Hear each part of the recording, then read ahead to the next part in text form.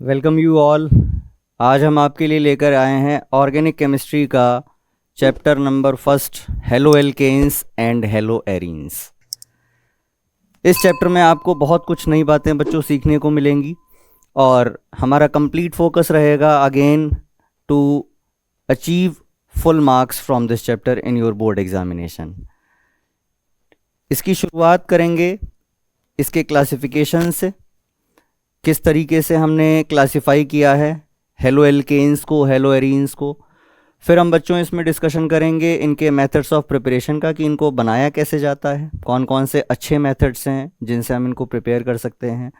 Then we will move on to the chemical properties, reactions इनकी पढ़ेंगे हम।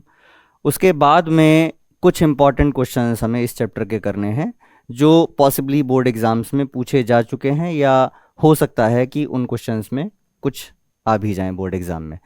तो चलिए शुरुआत करते हैं अपने इस बहुत अच्छे से चैप्टर की, haloalkanes and haloarenes. देखिए बच्चों, हेलो एल्केन्स जैसा कि नाम आप देख रहे हैं, हेलो का मतलब आप जानते हैं हेलोजन से होता है, और एल्केन्स हमें पता है कि सैचुरेटेड हाइड्रोकार्बन्स की बात हो रही है यहाँ पे। ठीक है, हेलो एल्केन्स का मतलब क्या हो गया, यहाँ पे एक हेलोजन होगा, कोई भी हेलोजन हो सकता है, ठीक। और एल्केन्स का मतलब हो गया सिंपली कोई हाइड्रोकार्बन होगा आपके पास। हाइड्रोकार्बन कैसा होगा, सैचुरेटेड। अभी हम मान के चलते हैं सैचुरेटेड होगा, फिर हम उसमें अनसैचुरेशन भी ला सकते हैं, ठीक है, रहेगा वो हेलो एल्केन्स। फिर उसके आगे अगर मान लीजिए अनसैचुरेशन ले आते हैं तो एल्कीन हो जाएगा, एल्काइन हो जाएगा।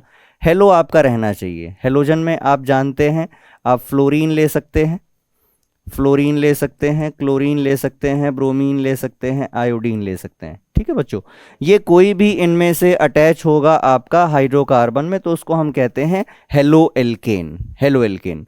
अब हेलो एरीन्स क्या है, अगेन हेलो का मतलब हेलोजन से हो गया, और एरीन बच्चों आप लोग जानते हो कि जो फिनाइल रिंग होती है उसको बोला जाता है। यानी कि सिंपली अगर बेंजीन के ऊपर कहीं पर भी कोई एक्स ग्रुप लगा हुआ है, इसको हम कहते हैं hello arene. This is simply hello arene. ठीक है, एक एक एग्जांपल ले लेते हैं। जैसे मान लीजिए हम यहाँ पे हेलो एल्केन का एग्जांपल कंसिडर कर लेते हैं, CH3 CH2 और X की जगह मान लीजिए हमने Cl ले लिया यहाँ पे। ठीक है, तो ये बच्चों हो गया आपका हेलो एल्केन, इसको हम कहेंगे हेलो एल्केन। और यहाँ X की जगह फॉर एग्जांपल हम ले लेते हैं Br, ये हो गया बच्चों आपका हेलो एरीन, हेलो एरीन। ठीक है, अच्छा अब इसकी नेमिंग की अगर हम बात कर लें, हल्की सी नेमिंग की बात कर लें कि नेमिंग कैसे देते हैं इनकी, नोमेनक्लेचर। तो आपको पता है कि हेलो एल्केन्स का नाम सिमिलरली इसी मैनर में दिया जाता है बच्चों। जैसे हेलो एल्केन लिखा है ना, तो नाम भी आप कंपाउंड का इसी मैनर में लिखोगे। हेलो मतलब जो भी हेलोजन है, एफ है तो फ्लोरो, Cl है तो क्लोरो, Br है तो ब्रोमो, आई है तो आयोडो, आगे जो भी एल्केन पार्ट होगा उसका नाम आ जाएगा। ठीक, सिमिलरली हेलो एरीन्स में आप सबसे पहले हेलो देंगे, उसके बाद एरीन। अब एरीन में देखो आपके पास बेंजीन है, बेंजीन है तो बेंजीन आगे रहेगा ही, बस क्या बदलता रहेगा, क्लोरीन, ब्रोमीन, फ्लोरीन, आयोडीन, ये बदलते रहेंगे। अगर Cl लगा है तो क्लोरोबेंजीन, Br लगा है तो ब्रोमोबेंजीन, आई लगा हुआ है तो आयोडोबेंजीन। समझ में आ रहा है, सिंपल एकदम बढ़िया। चलिए, जैसे इसका नाम हम देखें तो 2 कार्बन एटम है, ठीक है, और Cl लगा हुआ है तो पहले आप लिखेंगे क्लोरो, क्लोरो। अब 2 कार्बन के लिए क्या लिखते हो बच्चों, इथेन, तो ये क्या हो गया, क्लोरो इथेन। इसका नाम क्या हो गया, क्लोरो इथेन। ठीक है, इनको हम कॉमन नेमिंग सिस्टम में भी जानते हैं, इनके कुछ कॉमन नेम भी डिराइव किए गए हैं, उनको बताया गया है कॉमन नेम्स को कैसे। कॉमन नेम बच्चों इनका दिया जाता है एल्काइल, एल्काइल हैलाइड से, एल्काइल हैलाइड से। यानी आप हेलो एल्केन्स को कॉमन नेमिंग सिस्टम में एल्काइल हैलाइड के नाम से भी जानते हैं। अगर आपसे कह दिया जाए कि एक एग्जाम्पल दो एल्काइल हैलाइड का, तो एल्काइल हैलाइड का मतलब हेलो एल्केन से ही है। ठीक है, हेलो एल्केन से ही, जैसे इसी का नाम हम लिखते हैं, इसी का नाम हमें कॉमन नेमिंग सिस्टम में लिखना है। तो जैसे क्या लिखना है, एल्काइल हैलाइड, एल्काइल वाला पार्ट फिर उसके बाद में हैलाइड वाला पार्ट। तो एल्काइल बच्चों क्या है, यहाँ पे 2 कार्बन है तो इथाइल हो जाएगा, 2 कार्बन के लिए इथाइल, ये हो गया इथाइल। ठीक है, और आगे हैलाइड में Cl लगा है तो Cl के लिए क्या यूज करोगे, क्लोराइड। तो इथाइल क्लोराइड इसका कॉमन नेमिंग सिस्टम में नेम है, कॉमन सिस्टम में इसका नेम है इथाइल क्लोराइड। वैसे इसको क्या कहते हैं बच्चों, क्लोरोईथेन। समझ में आ रहा है, बहुत बढ़िया। आगे इसमें बात करते हैं एराइल वाले में। अब आपको पता है कि Br है तो Br को क्या लिखोगे, सबसे पहले आप ब्रोमो लिख देंगे। Br के लिए आप क्या लिखेंगे, ब्रोमो। और ये पूरी रिंग इसको क्या जानते हैं, बेंजीन। तो इसका नाम हो गया बच्चों ब्रोमोबेंजीन, ब्रोमोबेंजीन। अगर आपके पास में Cl लगा हुआ है, ठीक है, तो वो क्लोरोबेंजीन हो जाएगा। यहाँ पे मान लीजिए Cl लगा हुआ है। अच्छा मान लो 2 Cl लगे हुए हैं ऐसे, ठीक है, 2 Cl लगे हुए हैं, तो क्या करोगे, अब 1 2 3 1 2 3 कैसे भी चल लो, 1 और 3 पे ही हैं दोनों, ठीक है। तो नाम क्या हो जाएगा बच्चों इसका, 1,3 डाई क्लोरोबेंजीन, डाई क्लोरोबेंजीन, ठीक है, 1,3 डाई क्लोरोबेंजीन, ठीक, डाई क्लोरोबेंजीन। अच्छा अब इसको कहो कि सर इसको आप बताइए कॉमन सिस्टम में कि कॉमन में इसका नाम कैसे रखेंगे। देखो यहाँ पे तो यही कॉमन भी यही है, कॉमन भी यही है। अब इसमें ऐसा कर सकते हो, एल्काइल हैलाइड की टर्म्स में लिखना है ना, तो एल्काइल में इसको क्या बोलोगे बच्चों, फिनाइल, फिनाइल ब्रोमाइड।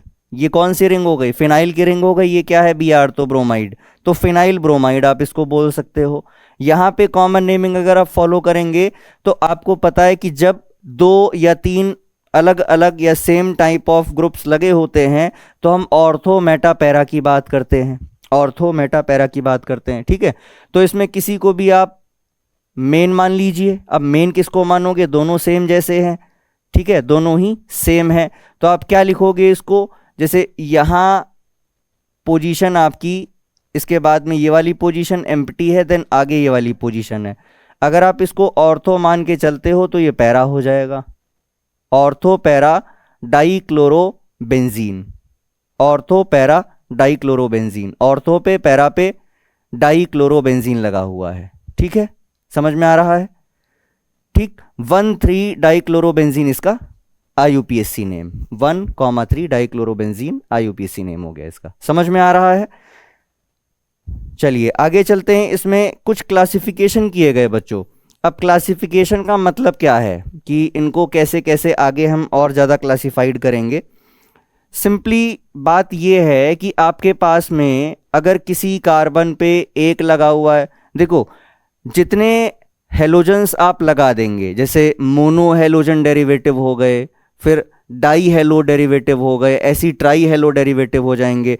कहने का मतलब ये है कि जैसे जैसे आप सब्स्टिट्यूशन बढ़ाते जाएंगे, मतलब इंसर्ट करते जाएंगे, CH2X, ये हो गया बच्चों। अब यहां पे X देखिए एक ही लगा हुआ है, सॉरी CH3X, इसको हम क्या लिखेंगे, CH3X, ठीक है, CH3X। अच्छा अब यहां पे मान लो आपने ऐसे लिखा है CH2 सिंगल बॉन्ड CH2, आगे यहां पे X लगा दिया, आगे यहां पे X लगा दिया। अब 2 यहां पे हेलोजन्स लगे हुए हैं तो ये डाई हेलो डेरिवेटिव हो गए। अगर आप 3 मान के चलेंगे तो 3 भी हो जाएंगे इसके अंदर, CH2 CH CH2, यहां पे X, यहां पे X और यहां पे X। तो देखिए यहां पर एक ही लगा हुआ है हेलोजन, यहां पे एक हेलोजन है, मोनो हेलो डेरिवेटिव, यहां 2 हेलोजन्स हो जाएंगे तो डाई हेलो डेरिवेटिव, यहां 3 हेलोजन हो जाएंगे तो ट्राई हेलो डेरिवेटिव। इस तरीके से एक तो क्लासिफिकेशन ये हो गया कि एक है आपका हेलोजन, 2 हैं हेलोजन्स या 3 हेलोजन है, ठीक है, पहला क्लासिफिकेशन ऐसे हो गया। अच्छा जी, दूसरा क्लासिफिकेशन बच्चों ऐसे होता है कि इनका हाइब्रिडाइजेशन क्या है, इनका हाइब्रिडाइजेशन क्या है, हाइब्रिडाइजेशन के बेसिस पे इनको कैसे क्लासिफाई किया गया है। देखिए जैसे मान लीजिए कि हम एक एग्जांपल लेते हैं CH3 सिंगल बॉन्ड CH2X, या Br ले लो यहाँ पे, है ना, ब्रोमीन ले लिया हमने। दूसरा एग्जांपल मैं लिख रहा हूं आपके पास CH3 CH single bond CH3Br, and third example is CH3 single bond CH3 single bond CH3 और यहाँ पे Br। ठीक है, देखिए अब आप लोग को थोड़ा सा आइडिया हो गया होगा कि ये जो एग्जाम्पल हमने लिखे हैं यहाँ पे, ये एक्चुअली क्लासिफाई कर रहे हैं टाइप ऑफ कार्बन को। टाइप ऑफ कार्बन को, कार्बन का क्या टाइप होता है सर? कार्बन का टाइप का मतलब बच्चों यहाँ से है कि ये प्राइमरी कार्बन है, सेकेंडरी कार्बन है या टर्शरी कार्बन है ना। जो आपका हैलाइड है भाई, जैसा कार्बन होगा वैसा हैलाइड हो जाएगा। मान लीजिए इसकी बात कर रहे हैं हम, तो यहाँ देखो जिस कार्बन से ब्रोमीन लगा हुआ है, जिस कार्बन से ब्रोमीन लगा हुआ है वो कार्बन एक मिथाइल ग्रुप से अटैच है डायरेक्टली। इस कार्बन से ब्रोमीन जुड़ा है और ये कार्बन सीधे सीधे एक मिथाइल से जुड़ा हुआ है। तो बच्चों ये प्राइमरी हो गया, प्राइमरी हैलाइड इसको बोल सकते हैं, प्राइमरी हैलाइड। ठीक है, इसको हम ऐसे भी लिखते हैं 1 डिग्री हैलाइड। ये 1 डिग्री हैलाइड हो गया। 1 डिग्री का मतलब अगर ग्रुप जिस कार्बन से जुड़ा हुआ है, अगर वो कार्बन सिर्फ एक कार्बन से यानी एक मिथाइल से अटैच है डायरेक्टली, तो ऐसे कार्बन्स को हम कहते हैं 1 डिग्री कार्बन। ठीक है, अब क्योंकि यहाँ पे हेलोजन लगा हुआ है तो हम इसको 1 डिग्री हैलाइड बोल रहे हैं। आगे चलते हैं इस वाले पे। यहाँ देखिए जिस कार्बन से ब्रोमीन लगा है वो कार्बन दो तरफ से मिथाइल ग्रुप से जुड़ा हुआ है। जिस पे कार्बन पे ब्रोमीन लगा है वो दो तरफ से मिथाइल ग्रुप से जुड़ा हुआ है, तो ऐसे कार्बन को बच्चों हम बोलते हैं 2 डिग्री कार्बन। ये कार्बन कैसा है? 2 डिग्री कार्बन है, यानी ये एग्जाम्पल हो गया बच्चों आपका 2 डिग्री हैलाइड का। 2 डिग्री हैलाइड हो गया ये। ठीक है, इसको हम सेकेंडरी हैलाइड भी बोलते हैं। सेकेंडरी, 2 डिग्री का मतलब सेकेंडरी। ठीक, सिमिलर मैनर में आगे चलेंगे। देखिए कार्बन से जहां पे ब्रोमीन लगा है, कार्बन से ब्रोमीन लगा है, ये कार्बन तीनों तरफ से मिथाइल ग्रुप से अटैच है, तीनों तरफ से मिथाइल ग्रुप से अटैच है। इसको बोलेंगे बच्चों हम 3 डिग्री कार्बन। ये 3 डिग्री कार्बन है, टर्शरी कार्बन। इसको आप 3 डिग्री हैलाइड कहेंगे। ये 3 डिग्री हैलाइड हो गया, या इसको हम बोल देते हैं टर्शरी हैलाइड। ठीक है, टर्शरी हैलाइड। तो एक क्लासिफिकेशन ये हो गया कि प्राइमरी हैलाइड है, सेकेंडरी हैलाइड है या टर्शरी हैलाइड है, यानी कि 1 डिग्री है, 2 डिग्री है या 3 डिग्री है। समझ में आ रहा है बच्चों? प्राइमरी हैलाइड, सेकेंडरी हैलाइड और उसके बाद में फिर टर्शरी हैलाइड। ठीक है, यहां तक क्लियर है सभी को? यहां तक क्लियर है? चलिए बहुत बढ़िया, आगे चलते हैं इसका क्लासिफिकेशन। अब यहां पे मोड ऑफ हाइब्रिडाइजेशन की बात कर लेते हैं। मोड ऑफ हाइब्रिडाइजेशन की बात कर लेते हैं। देखिए अगर आपका halogen atom is attached to a sp3 carbon atom next to C double bond C, then it is known as allyl halide. ये इंपॉर्टेंट है बेटा, एलाइलिक हैलाइड है ना। एलाइल और विनाइल ये दो आप पढ़ेंगे, एलाइल हैलाइड और विनाइल हैलाइड। दोनों में अंतर अभी हम सीखेंगे कैसे निकालेंगे, डिफरेंशिएट कैसे करेंगे। क्या लिखा गया है कि अगर हेलोजन एटम sp3 कार्बन से अटैच है कार्बन डबल बॉन्ड कार्बन से नेक्स्ट वाले से, यानी कि आपके पास में कार्बन डबल बॉन्ड कार्बन है, इससे अगले कार्बन पे हेलोजन अटैच होगा। ठीक है, इस तरीके से देखिए कार्बन डबल बॉन्ड कार्बन है, इससे अगला कार्बन, ये वाला कार्बन बच्चों sp3 हाइब्रिडाइज्ड है, ये वाला sp3 हाइब्रिडाइज्ड है। हाइब्रिडाइजेशन सबको पता होता है, कैसे निकालते हैं भाई? आपके पास टोटल यहां पे 4 बॉन्ड पेयर हैं, 4 बॉन्ड पेयर हैं, एक s में गया, 3 p में चले गए, क्या हो गया? sp3। तो ये वाला कार्बन बच्चों यहां पे sp3 हाइब्रिडाइज्ड है, और इसी sp3 हाइब्रिडाइज्ड कार्बन से आपका हेलोजन एटम लगा हुआ है, इसलिए इसको हम बोलते हैं एलाइल हैलाइड। ठीक है, एलाइल हैलाइड है ये। अच्छा, if halogen atom halogen atom is attached to a sp2 carbon atom. अगर sp2 कार्बन एटम से अटैच है तो उसको कहेंगे then it is known as vinyl halide. Vinyl halide, ठीक है। अगर कार्बन किससे अटैच है, हेलोजन sp2 हाइब्रिडाइज्ड कार्बन से अटैच है, तो उसको हम नाम क्या देंगे बच्चों, विनाइल हैलाइड। जैसे देखिए आपके पास में कार्बन डबल बॉन्ड कार्बन है और इसी से आपने X लगा दिया है, ठीक है, इसी से आपने X लगा दिया है। देखो ये वाला कार्बन sp2 हाइब्रिडाइज्ड हो गया भाई। यहाँ पे टोटल 3 ही तो सिग्मा बॉन्ड है, 1 सिग्मा 2 सिग्मा 3 सिग्मा। 3 सिग्मा से 1 S में चला गया, 2 P में चले गए, तो इस कार्बन का हाइब्रिडेशन क्या हो गया बच्चों, sp2 हाइब्रिडाइज्ड। ये वाला कार्बन जो है sp2 हाइब्रिडाइज्ड है, ठीक है। और इसी से ये हेलोजन लगा हुआ है, इसी से sp2 हाइब्रिडाइज से ये हेलोजन लगा हुआ है। तो ऐसे कंपाउंड्स को हम बोलते हैं विनाइल। ये है बच्चों vinyl halide, this is vinyl halide. समझ में आ रहा है, समझ में आ रहा है ना। जैसे देखो एक एग्जांपल और ले लेते हैं। यहाँ पे ये डबल बॉन्ड है और इसी डबल बॉन्ड से आपने X लगा दिया, ठीक भाई। कार्बन डबल बॉन्ड कार्बन था, जिस कार्बन पे डबल बॉन्ड है उसी से आप हेलोजन को लगा रहे हैं, that will be termed as vinyl halide. This is vinyl halide, ठीक है। यहां पर भी देख लेते हैं एक एग्जांपल। ये रहा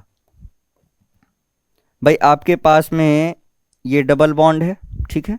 डबल बॉन्ड से नेक्स्ट वाले कार्बन पे यहां पे आपने X लगाया हुआ है। देखो ध्यान से, ये डबल बॉन्डेड कार्बन है, डबल बॉन्डेड कार्बन से नेक्स्ट कार्बन ये रहा, ये वाला, और इस कार्बन से आपने X को लगाया हुआ है, ठीक है। तो sp3 हाइब्रिडाइज्ड कार्बन से आपने हेलोजन को लगाया हुआ है, that's why it is known as allylic halide. ये एलाइल हैलाइड का एग्जांपल है। समझ में आ रहा है बच्चों, समझ में आ रहा है सभी को, कोई डाउट तो नहीं है यहाँ पे, क्लियर है। चलिए बहुत बढ़िया। अब इसके बाद कुछ एग्जाम्पल हम और कंसिडर कर लेते हैं। जैसे मान लीजिए आपके पास इस टाइप से है CH2X, ठीक है बच्चों। बेंजीन पे एक कार्बन लगा हुआ है, बेंजीन पे एक कार्बन लगा हुआ है और उस कार्बन से हेलोजन लगाया है आपने। बेंजीन पे अगर एक कार्बन लगा है और उससे आपने एक हेलोजन लगा दिया है, तो ऐसे कार्बन को बच्चों बोलते हैं हम बेंजाइलिक। क्या बोलते हैं, बेंजाइलिक। ये वाला जो एग्जाम्पल है ये है बच्चों बेंजाइलिक हैलाइड का, बेंजाइलिक हैलाइड का एग्जाम्पल हो गया, ठीक है, बेंजाइलिक हैलाइड। अब यहां पे आप ध्यान से देखिए तो ये जो X है, जो हेलोजन है आपका, वो एक ही कार्बन से जुड़ा हुआ है। मतलब जिस कार्बन से जुड़ा हुआ है उसके इधर इधर सिर्फ देखो बेंजीन रिंग ही तो है। जिस कार्बन से ये X जुड़ा हुआ है, इस कार्बन से एक फिनाइल रिंग जुड़ा हुआ है सीधे सीधे। आप यहाँ पे सब्सटीट्यूशन प्लेस करके इसको सेकेंडरी और टर्शरी भी बना सकते हैं। कैसे भाई, 2 H लगे हुए हैं, आप इन दोनों H की जगह पर अगर R प्लेस कर देंगे, R से रिप्लेस कर दीजिए हाइड्रोजन एटम को, तो वो क्या बन जाएंगे फिर, सेकेंडरी और टर्शरी। रहेगा बेंजाइलिक हैलाइड ही रहेगा, बेंजाइलिक हैलाइड, लेकिन कैसा हो जाएगा, सेकेंडरी बेंजाइलिक हैलाइड और टर्शरी बेंजाइलिक हैलाइड। अगर आप रिप्लेस कर देंगे हाइड्रोजन एटम को विद X के साथ में आपको रिप्लेस कर देना है। यहां तक समझ में आ रहा है, यहां तक सबको समझ में आ रहा है, एकदम बढ़िया, ठीक है। चलिए आगे चलें, क्लासिफिकेशन क्लियर है सबको, आगे चले, बहुत बढ़िया। नोमेनक्लेचर आई होप आप लोग को क्लियर है, नोमेनक्लेचर आप लोग को क्लियर है। कुछ नाम हम यहाँ पे देख लेते हैं। जैसे मान लीजिए आपको दे दिया CH3 CHCl CH3 CH2 CH3, ठीक है। आपको इसका नाम बताना है, इसका IUPAC नेम आपको बताना है। तो सबसे पहले क्या करोगे बच्चों, आप लॉन्गेस्ट चेन को सेलेक्ट करेंगे। तो ये हमारी लॉन्गेस्ट चेन ये रही, लॉन्गेस्ट चेन ये रही, ठीक। अब उसके बाद आप नंबरिंग देते हैं तो नंबरिंग उधर से देते हैं जहाँ पे आपका जो लोकेंट है वो नज़दीक पड़े, लोएस्ट लोकेंट, और आपका जो ग्रुप है जिसको हम कंसिडर कर रहे हैं यहाँ पे Cl हेलोजन, वो भी नज़दीक पड़े। तो इधर से आप चलेंगे 1 2 3 4 5, यहाँ से आप नंबरिंग देंगे 1 2 3 4 5, ऐसे नंबरिंग दे दिया आपने, ठीक है। 2 पे क्लोरो आ रहा है और 3 पे मिथाइल आ रहा है, तो सबसे पहले जो सब्स्टिट्यूएंट होता है उसका नाम देंगे आप। तो 3 पे मिथाइल लिखेंगे, 3 मिथाइल, भाई 3 पे मिथाइल है, ठीक है, 3 मिथाइल 2 क्लोरो, 2 क्लोरो, और टोटल 5 कार्बन है बच्चों, तो 5 कार्बन के लिए पेंटेन, 5 के लिए पेंटेन। तो नाम क्या हो गया इसका? 3 मिथाइल 2 क्लोरोपेंटेन।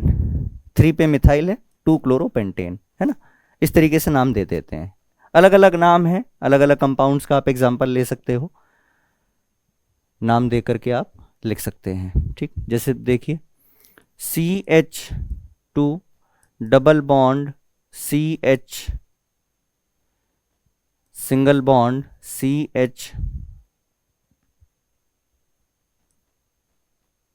CH2Cl, ये देखिए इसका नाम देना है आपको। तो अब आप ऐसे तो बता सकते हो, अभी हमने आपको देखा कि कॉमन सिस्टम में ये आपका डबल बॉन्ड कार्बन था, उससे नेक्स्ट वाले कार्बन पे हेलोजन लगा हुआ है, तो सर ये एलाइल क्लोराइड हो जाएगा। बिल्कुल है, एलाइल क्लोराइड बच्चों इसका कॉमन नेम है, एलाइल क्लोराइड इसका कॉमन नेम है। इसका IUPAC नेम क्या होगा? IUPAC नेम क्या होगा? देखो यहाँ से आप चलोगे, डबल बॉन्ड की प्रेफरेंस ज़्यादा होती है Cl से, तो 1 2 3 1 2 3, 3 पे क्लोरो है, 3 क्लोरो, टोटल कार्बन 3 है, 3 के लिए क्या लिखेंगे? प्रोप 1 इन, ठीक है, 3 क्लोरो प्रोप 1 इन, 3 पे क्लोरो है। आप ऐसे नहीं चलोगे, यहाँ पे 1, यहाँ पे 2, यहाँ पे 3, यहाँ पे 1, यहाँ पे 2, यहाँ पे 3। भाई जो Cl है इसकी प्रेफरेंस सबसे आखिरी में आती है, डबल बॉन्ड की प्रेफरेंस Cl से ज़्यादा है, तो नंबरिंग आप वहाँ से देंगे जहाँ से डबल बॉन्ड पास पड़ेगा। तो हम इधर से चलेंगे 1 2 3, 3 पे क्लोरो आ गया, टोटल 3 कार्बन है आपके पास, 3 के लिए प्रोपेन। अब प्रोपेन तब लगाते जब सारे सिंगल बॉन्ड होते, एक डबल बॉन्ड है तो आपको डबल बॉन्ड की पोजीशन बतानी पड़ेगी, प्रोप 1 इन, 1 पे ही तो इन है, 3 क्लोरो प्रोप 1 इन, ठीक है। तो इस तरीके से आप नाम अलग अलग कंपाउंड्स के दे सकते हैं, पहचान सकते हैं। अगर आपको दे रखा हो अलग अलग तरीके से नाम कैसे दोगे आप, है ना। जैसे मान लीजिए CH3CH, यहाँ पे Br लगा हुआ है, आगे है CH3, ठीक है। अब देखिए चाहे इधर से चलो, लेफ्ट साइड से चलो, चाहे राइट साइड से चलो, 2 नंबर पे ही आ रहा है Br की पोजीशन 2 पे आ रही है, 1 2 3 1 2 3, ठीक है। तो क्या लिखोगे इसको? 2 ब्रोमो प्रोपेन, क्या नाम हो गया इसका? 2 ब्रोमो प्रोपेन, समझ आ रहा है? 2 ब्रोमो प्रोपेन, सबको क्लियर है, ठीक। तो ये थे इनके नोमेनक्लेचर्स, सिंपली जो आप जानते हैं, आपने 11th में भी पढ़ा होगा। थोड़ा सा हमने इसको रिकैप्चुलेट कर लिया है ताकि आपको आगे इजी पड़े, आगे जब हम आगे प्रोसीड करेंगे तो आपको थोड़ा आसान लगे कि हाँ सब समझ आ रहा है। चलिए आगे बढ़ते हैं बच्चों, और आगे हम चलेंगे मेथड्स ऑफ प्रिपरेशन पे। आगे हम मेथड्स ऑफ प्रिपरेशन की बात करेंगे कि अल्कोहल्स से सबसे पहले इनको प्रिपेयर करना है। देखिए मेथड ऑफ प्रिपरेशन में कुछ ऐसे प्रिपरेशन मेथड हैं जो बोर्ड एग्जामिनेशन में पूछे जाते हैं, ठीक है। मतलब एक ट्रेंड सा है कि हाँ यहाँ से क्वेश्चन आता है, तो उसी में एक पार्ट यहाँ पर भी है आपका कि जब आपसे पूछा जाता है कि आप हेलो एल्केन्स को बेस्ट कैसे प्रिपेयर कर सकते हैं, ठीक है। तो सबसे पहले तो ये समझते हैं कि हेलो एल्केन्स को प्रिपेयर करने का तरीका जो है वो एल्कोहल से है। एल्कोहल आसानी से मिल जाते हैं, एल्कोहल आसानी से मिल जाते हैं और उनसे प्रिपेयर करना भी काफ़ी आसान है। हेलो एल्केन्स को यानी एल्काइल हैलाइड को आप प्रिपेयर करेंगे हेलो एल्कोहल से। देखिए इसके कुछ यहाँ पे आपको मेथड्स लिखे हुए हैं, कुछ यहाँ पे मेथड दे रखे हैं। सब जगह एल्कोहल है, बस क्या चेंज हुआ है? रिएक्शन कंडीशंस, ठीक है। ये सारे ही मेथड आपको एल्कोहल से रिएक्ट करके क्या देंगे? Haloalkanes. ठीक है, you will get haloalkane. सबसे पहला जो मेथड है इसमें एल्कोहल को ट्रीट किया जाता है बच्चों एसिड के साथ in the presence of a catalyst known as zinc chloride ZnCl2। देखिए एल्कोहल का हमने ट्रीटमेंट किया एसिड के साथ में इन the presence of ZnCl2 and you will gate, हुआ क्या, ये OH और ये H यहां से चला जाएगा। देखो ये H, ये वाला पार्ट, ये वाला पूरा पार्ट यहां से ब्रेक हो जाएगा, ये चला जाएगा और Cl R से लाके जोड़ दीजिए। H और OH यहां से हटाइए, Cl को यहां पे लगा दीजिए, क्या बन गया आपका RCl। दोबारा देखें, ROH प्लस HCl था, OH इसका H इसका, ये यहां से वाटर की फॉर्म में निकल जाएगा, Cl को R से जोड़ दीजिए। ठीक, पहला तरीका। दूसरा, आप PCl3 से रिएक्शन करवा सकते हैं। एल्कोहल की रिएक्शन आपने PCl3 के साथ में करवाई, ठीक है, तो अगेन ये OH जो निकलेगा, यहां से आपको OH को हटाना है, OH यहां से हटेगा और Cl इसकी जगह आ जाएगा, OH हटेगा Cl आ जाएगा। देखो RCl बन गया। अब जो आपके पास बचेगा बाई प्रोडक्ट वो है यहां पे H3PO3। इसको याद रखना है, ठीक है, इसको याद रखना है। क्यों? क्योंकि कंप्लीट द रिएक्शंस करके क्वेश्चन आता है बोर्ड एग्जामिनेशन में, आपको रिएक्शन कंप्लीट करनी होती है। तो ये जो दो रिएक्शन लिखी हैं बच्चों यहां पे, इनके बाई प्रोडक्ट्स भी पूछ लिए गए हैं, है ना। आपको क्या बताते हैं कि जो मेजर प्रोडक्ट है वो ज़्यादा इंपॉर्टेंट है, उसको आपको याद रखना होता है, वही लिखना होता है। लेकिन कुछ रिएक्शंस में बाई प्रोडक्ट भी पूछे गए हैं, तो ये दो रिएक्शंस वही हैं जिनमें आपको मेन प्रोडक्ट तो पता ही होना चाहिए कि भाई आप हेलो एल्केन बना रहे हैं, उसके साथ साथ बाई प्रोडक्ट क्या निकल रहा है ये भी आपसे पूछा गया है बोर्ड एग्जाम में, ठीक है। तो इन दोनों रिएक्शंस में आपको PCl3 और PCl5 के साथ जब आप रिएक्ट करवाओगे तो आपको बाई प्रोडक्ट भी याद रखना है जो कि इंपॉर्टेंट है, पूछा गया है, ठीक। आप PCl5 से करवाते हैं, अगेन यहां से OH को निकालिए, Cl ले आइए, OH हटाइए, Cl लेके आइए, तो बन गया RCl। अब जो बचा उसमें से आपको POCl3 बनाना है प्लस HCl बनाना है। जो आपके पास बच गया उसमें से आप POCl3 बनाएंगे और HCl बनाएंगे, ठीक है। एक बहुत इंपॉर्टेंट मेथड ये भी है बच्चों, रेड फॉस्फोरस की प्रेजेंस में आप एल्कोहल को रेड फॉस्फोरस की प्रेजेंस में रिएक्ट करवाते हैं।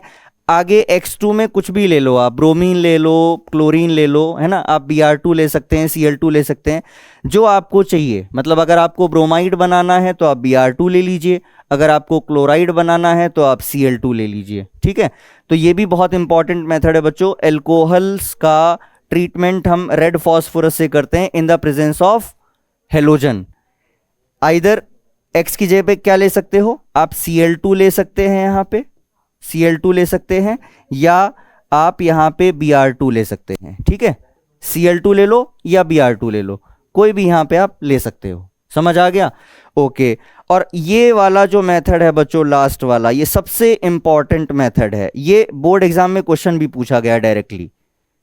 एल्कोहल से सबसे आसानी से, या यूं कहें कि सबसे अच्छी ईल्ड में हम कैसे प्रिपेयर करते हैं, तो देखो एल्कोहल को थायोनिल क्लोराइड से, this is thionyl chloride SOCl2, alcohol का रिएक्शन जब हम थायोनिल क्लोराइड से करवाते हैं तो जो आपको हेलो एल्केन की ईल्ड मिलती है ये बहुत बढ़िया मिलती है। और ये मेथड जो है, ये वाला जो मेथड है, इसको बेस्ट माना गया है एल्कोहल्स में, ठीक है। इस मेथड को बेस्ट माना गया है एल्कोहल्स में। क्यों माना गया है? देखिए अभी तक जितने भी आपने मेथड ऊपर पढ़े हैं इनमें सब में बाई प्रोडक्ट बन रहे हैं, सब में बाई प्रोडक्ट बन रहे हैं एक्सेप्ट दिस, ठीक। बाई प्रोडक्ट का नुकसान थोड़ा सा ये होता है कि जो आपको चाहिए उसके अलावा भी कुछ चीज़ें मौजूद हैं वहाँ पे, देन आपको क्या करना पड़ेगा, प्योरिफिकेशन। भाई जो आपको चाहिए था मेजर, उसको आप वहाँ से प्योरीफाई करेंगे, थोड़ा टाइम और लगेगा, थोड़ी मेहनत और लगेगी, थोड़ा एक्सपेंस और बढ़ जाएगा। What happens in this case, in the case of thionyl chloride you are getting a byproduct but these byproduct are in the form of gas, यानी ये SO2 और HCl जो बना है ये गैसियस फॉर्म में है। गैसियस फॉर्म में बनने की वजह से ये एस्केप कर जाते हैं बच्चों, बनते ही बनेंगे ऐसा नहीं बनेंगे, बनेंगे, लेकिन बनने के साथ साथ ये, क्योंकि गैस है, गैस आपको पता है जैसी ही बनती है वो तुरंत एस्केप कर जाती है, गैस तुरंत एस्केप कर जाती है। तो यहां पर सल्फर डाइऑक्साइड और HCl ये दोनों गैसेस की फॉर्म में बनते हैं जो एस्केप कर जाते हैं, तो आपको प्योर एल्काइल हैलाइड मिलता है। You will get pure alkyl halide. ठीक है, दिस इज द रीजन कि एल्कोहल्स का ट्रीटमेंट थायोनिल क्लोराइड से कराने पे हमें सबसे अच्छी यील्ड मिलती है हेलो एल्केन्स की। आपको समझ आ रहा है? आपको समझ आ रहा है? जैसे मान लीजिए एक एग्जांपल लेते हैं, यहां पे हमने ले लिया CH3CH2OH, ठीक है, इसका हम ट्रीटमेंट करवा रहे हैं SOCl2 के साथ। तो बच्चों आपका क्या बनेगा, CH3CH2Cl plus SO2 plus HCl। ठीक है, देखिए आपने क्या लिया, इथाइल एल्कोहल, इथाइल एल्कोहल से क्या बन गया, इथाइल क्लोराइड। ठीक है, इथाइल एल्कोहल से इथाइल क्लोराइड बना रहे हैं आप, reacting with thionyl chloride SOCl2 से रिएक्ट करवा के। ठीक है, again these are the gases, तो गैस क्या होंगी बच्चों, एस्केप कर जाएंगी, ये गैसेस एस्केप कर जाती हैं। इस वजह से इस मेथड को सबसे अच्छा, सबसे बेहतर माना जाता है। क्लियर है? क्लियर है? चलिए, एल्कोहल से प्रिपेयर करने के बाद, एल्कोहल से हमने प्रिपेयर कर लिया, ठीक है, अब एल्कोहल से प्रिपेयर करने के बाद हम आगे मूव करते हैं, नेक्स्ट मेथड ऑफ प्रिपरेशन पे चलेंगे,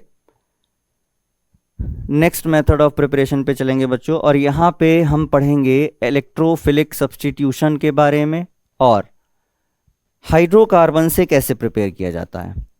हेलो एल्केन्स को बनाना है किससे, हाइड्रोकार्बन से। पहला मेथड हमने किससे पढ़ा, फ्रॉम एल्कोहल्स, एल्कोहल से कैसे बनाएं।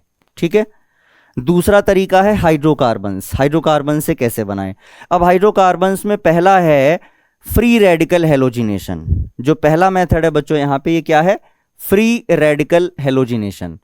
अब आपको पता है कि कोई भी आप यहां पे ले लीजिए हाइड्रोकार्बन, कोई भी हाइड्रोकार्बन ले लीजिए, जैसे मान लीजिए आपने ले लिया CH3CH2CH2CH3। ठीक है, क्या है ये, 4 कार्बन का हाइड्रोकार्बन, क्या नाम है इसका बच्चों, ब्यूटेन। ठीक है, इसको क्या लिखते हैं हम, ब्यूटेन। इसका आप ट्रीटमेंट करवाएंगे Cl2 के साथ, Cl2 के साथ ट्रीटमेंट करवाया इन the presence of sunlight, sunlight की प्रेजेंस में। देखो फ्री रेडिकल हेलोजिनेशन जो होता है वो या तो यूवी लाइट की प्रेजेंस में होता है या फिर सनलाइट की प्रेजेंस में होता है। जो फ्री रेडिकल जनरेट होते हैं ना बच्चों, वो या तो सनलाइट में जनरेट होते हैं फ्री रेडिकल, या अल्ट्रावायलेट रेडिएशंस के अंडर में अगर आप करवा रहे हैं बम्बार्डमेंट तो जनरेट होते हैं फ्री रेडिकल। तो यहाँ पे आपको फ्री रेडिकल हेलोजिनेशन करवाना है, तो आप सनलाइट की प्रेजेंस यहाँ पे दिखाएंगे, आप यूवी लाइट की प्रेजेंस भी दिखा सकते हैं, दोनों में से कोई एक होना चाहिए। अच्छा, अब Cl2 के साथ में करवाओगे रिएक्शन, तो अब यहां पे 2 प्रोडक्ट बनेंगे, 2 पॉसिबिलिटीज हैं यहां पे प्रोडक्ट फॉर्मेशन की। अगेन कैसे भाई, जब ये फ्री रेडिकल ब्रेक करना है आपको, ब्यूटेन में आपको फ्री रेडिकल बनाने हैं, ठीक है, तो हम कोशिश करते हैं कि या तो यहां पे बने या यहां पे बने। भाई या तो इस वाले कार्बन पे बने आपका फ्री रेडिकल इधर, और इस वाले कार्बन पे बने। तो देखो जब तोड़ोगे यहां से हाइड्रोजन को ब्रेक करोगे, जब हाइड्रोजन यहां से ब्रेक होगा बच्चों इस वाले कार्बन से, जब इस कार्बन से हाइड्रोजन को ब्रेक करेंगे H डॉट और C डॉट, तो C डॉट से Cl डॉट आके जुड़ जाएगा और HCl अलग निकल जाएगा। यानी एक तो क्लोरीन यहां आप जोड़ सकते हो, दूसरा क्लोरीन बच्चों आप यहां पे जोड़ सकते हो इस वाले कार्बन पे। ठीक है, इस वाले कार्बन पे जरा प्रोडक्ट बनाते हैं फिर समझते हैं। पहला प्रोडक्ट आपका बना CH3 CH2 CH2 CH2 और यहां पे आपने लगा दिया है Cl। ठीक है, ठीक, प्लस दूसरा भी प्रोडक्ट हम यहां पे लिख देते हैं जो बन सकता है इसमें CH3 CH2CH, यहां पे आपने लगाया Cl और CH3, ठीक है। ये दो प्रोडक्ट बने आपका, एक बार Cl आपने इस कार्बन से लगाया, एक बार इस कार्बन से लगाया। अब इन दोनों प्रोडक्ट में बच्चों मेजर प्रोडक्ट कौन सा होगा? It depends upon the stability of free radical, है ना। दोनों केसेस में जो आपका बेस्ट होगा वो कंसिडर करोगे आप। बेस्ट का मतलब क्या हुआ कि जो फ्री रेडिकल ज्यादा स्टेबल है। आप यहां देखेंगे इस वाले केस में जो फ्री रेडिकल बन रहा है वो प्राइमरी है 1 डिग्री, और इस वाले केस में बच्चों जो आपका रेडिकल बनेगा, यहां से देखेंगे जो रेडिकल बनेगा वो 2 डिग्री बनेगा, और हमें पता है कि 2 degree radical is more stable than 1 degree. Tertiary सबसे ज्यादा, फिर सेकेंडरी, उसके बाद प्राइमरी। ये फ्री रेडिकल की स्टेबिलिटी ऑर्डर है, tertiary than secondary than primary. तो ये वाला जो कंपाउंड है आपका, ये मेजर अमाउंट में बनेगा ड्यूरिंग हेलोजिनेशन, ठीक है। During halogenation this compound will be formed in major amount. तो ये वाला आपका मेजर हो गया, depending on the stability of free radical generated. जो जनरेट हुआ फ्री रेडिकल उसकी स्टेबिलिटी ज्यादा थी, ठीक है। आप Cl2 के साथ करवा रहे हैं, आप Br2 के साथ भी करवा सकते हैं। CH3 CH2 CH3, ठीक है। इसका हमने क्या करवाया? हेलोजिनेशन। इस बार हम Br2 ले रहे हैं, ले लीजिए, कोई दिक्कत नहीं है। सनलाइट की प्रेजेंस आप दे दीजिए, बिल्कुल देनी पड़ेगी। अब एक बार Br यहां पे लगाओ इस कार्बन पे, और एक बार Br इस कार्बन पे लगाओ, ठीक है। दो प्रोडक्ट बनने हैं आपके।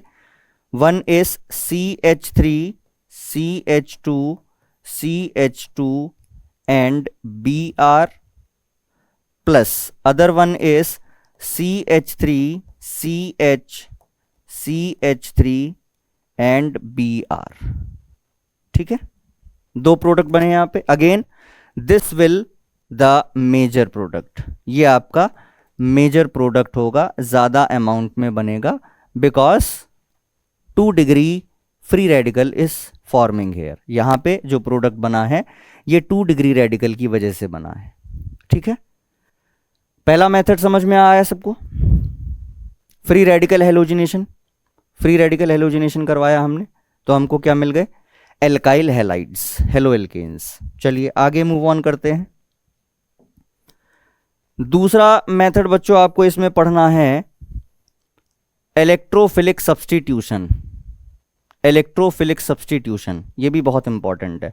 इलेक्ट्रोफिलिक सब्स्टिट्यूशन, देखिए इलेक्ट्रोफिलिक सब्स्टिट्यूशन में आप क्या पढ़ते हो? इलेक्ट्रोफाइल्स को सब्स्टिट्यूट करना है इलेक्ट्रोफिलिक सब्स्टिट्यूशन में, ठीक है। अब यहां पर आप रिएक्शन एग्जाम्पल ले सकते हैं। जैसे मान लीजिए आपके पास में कुछ इस तरीके से है, CH3, आपने इसका करवाया Cl2 के साथ में reaction in the presence of FeCl3, ठीक है बच्चों। Cl2 के साथ करवाया FeCl3 की प्रेजेंस में। What is this? This is methyl benzene toluene, methyl benzene toluene भी बोलते हैं, ठीक है।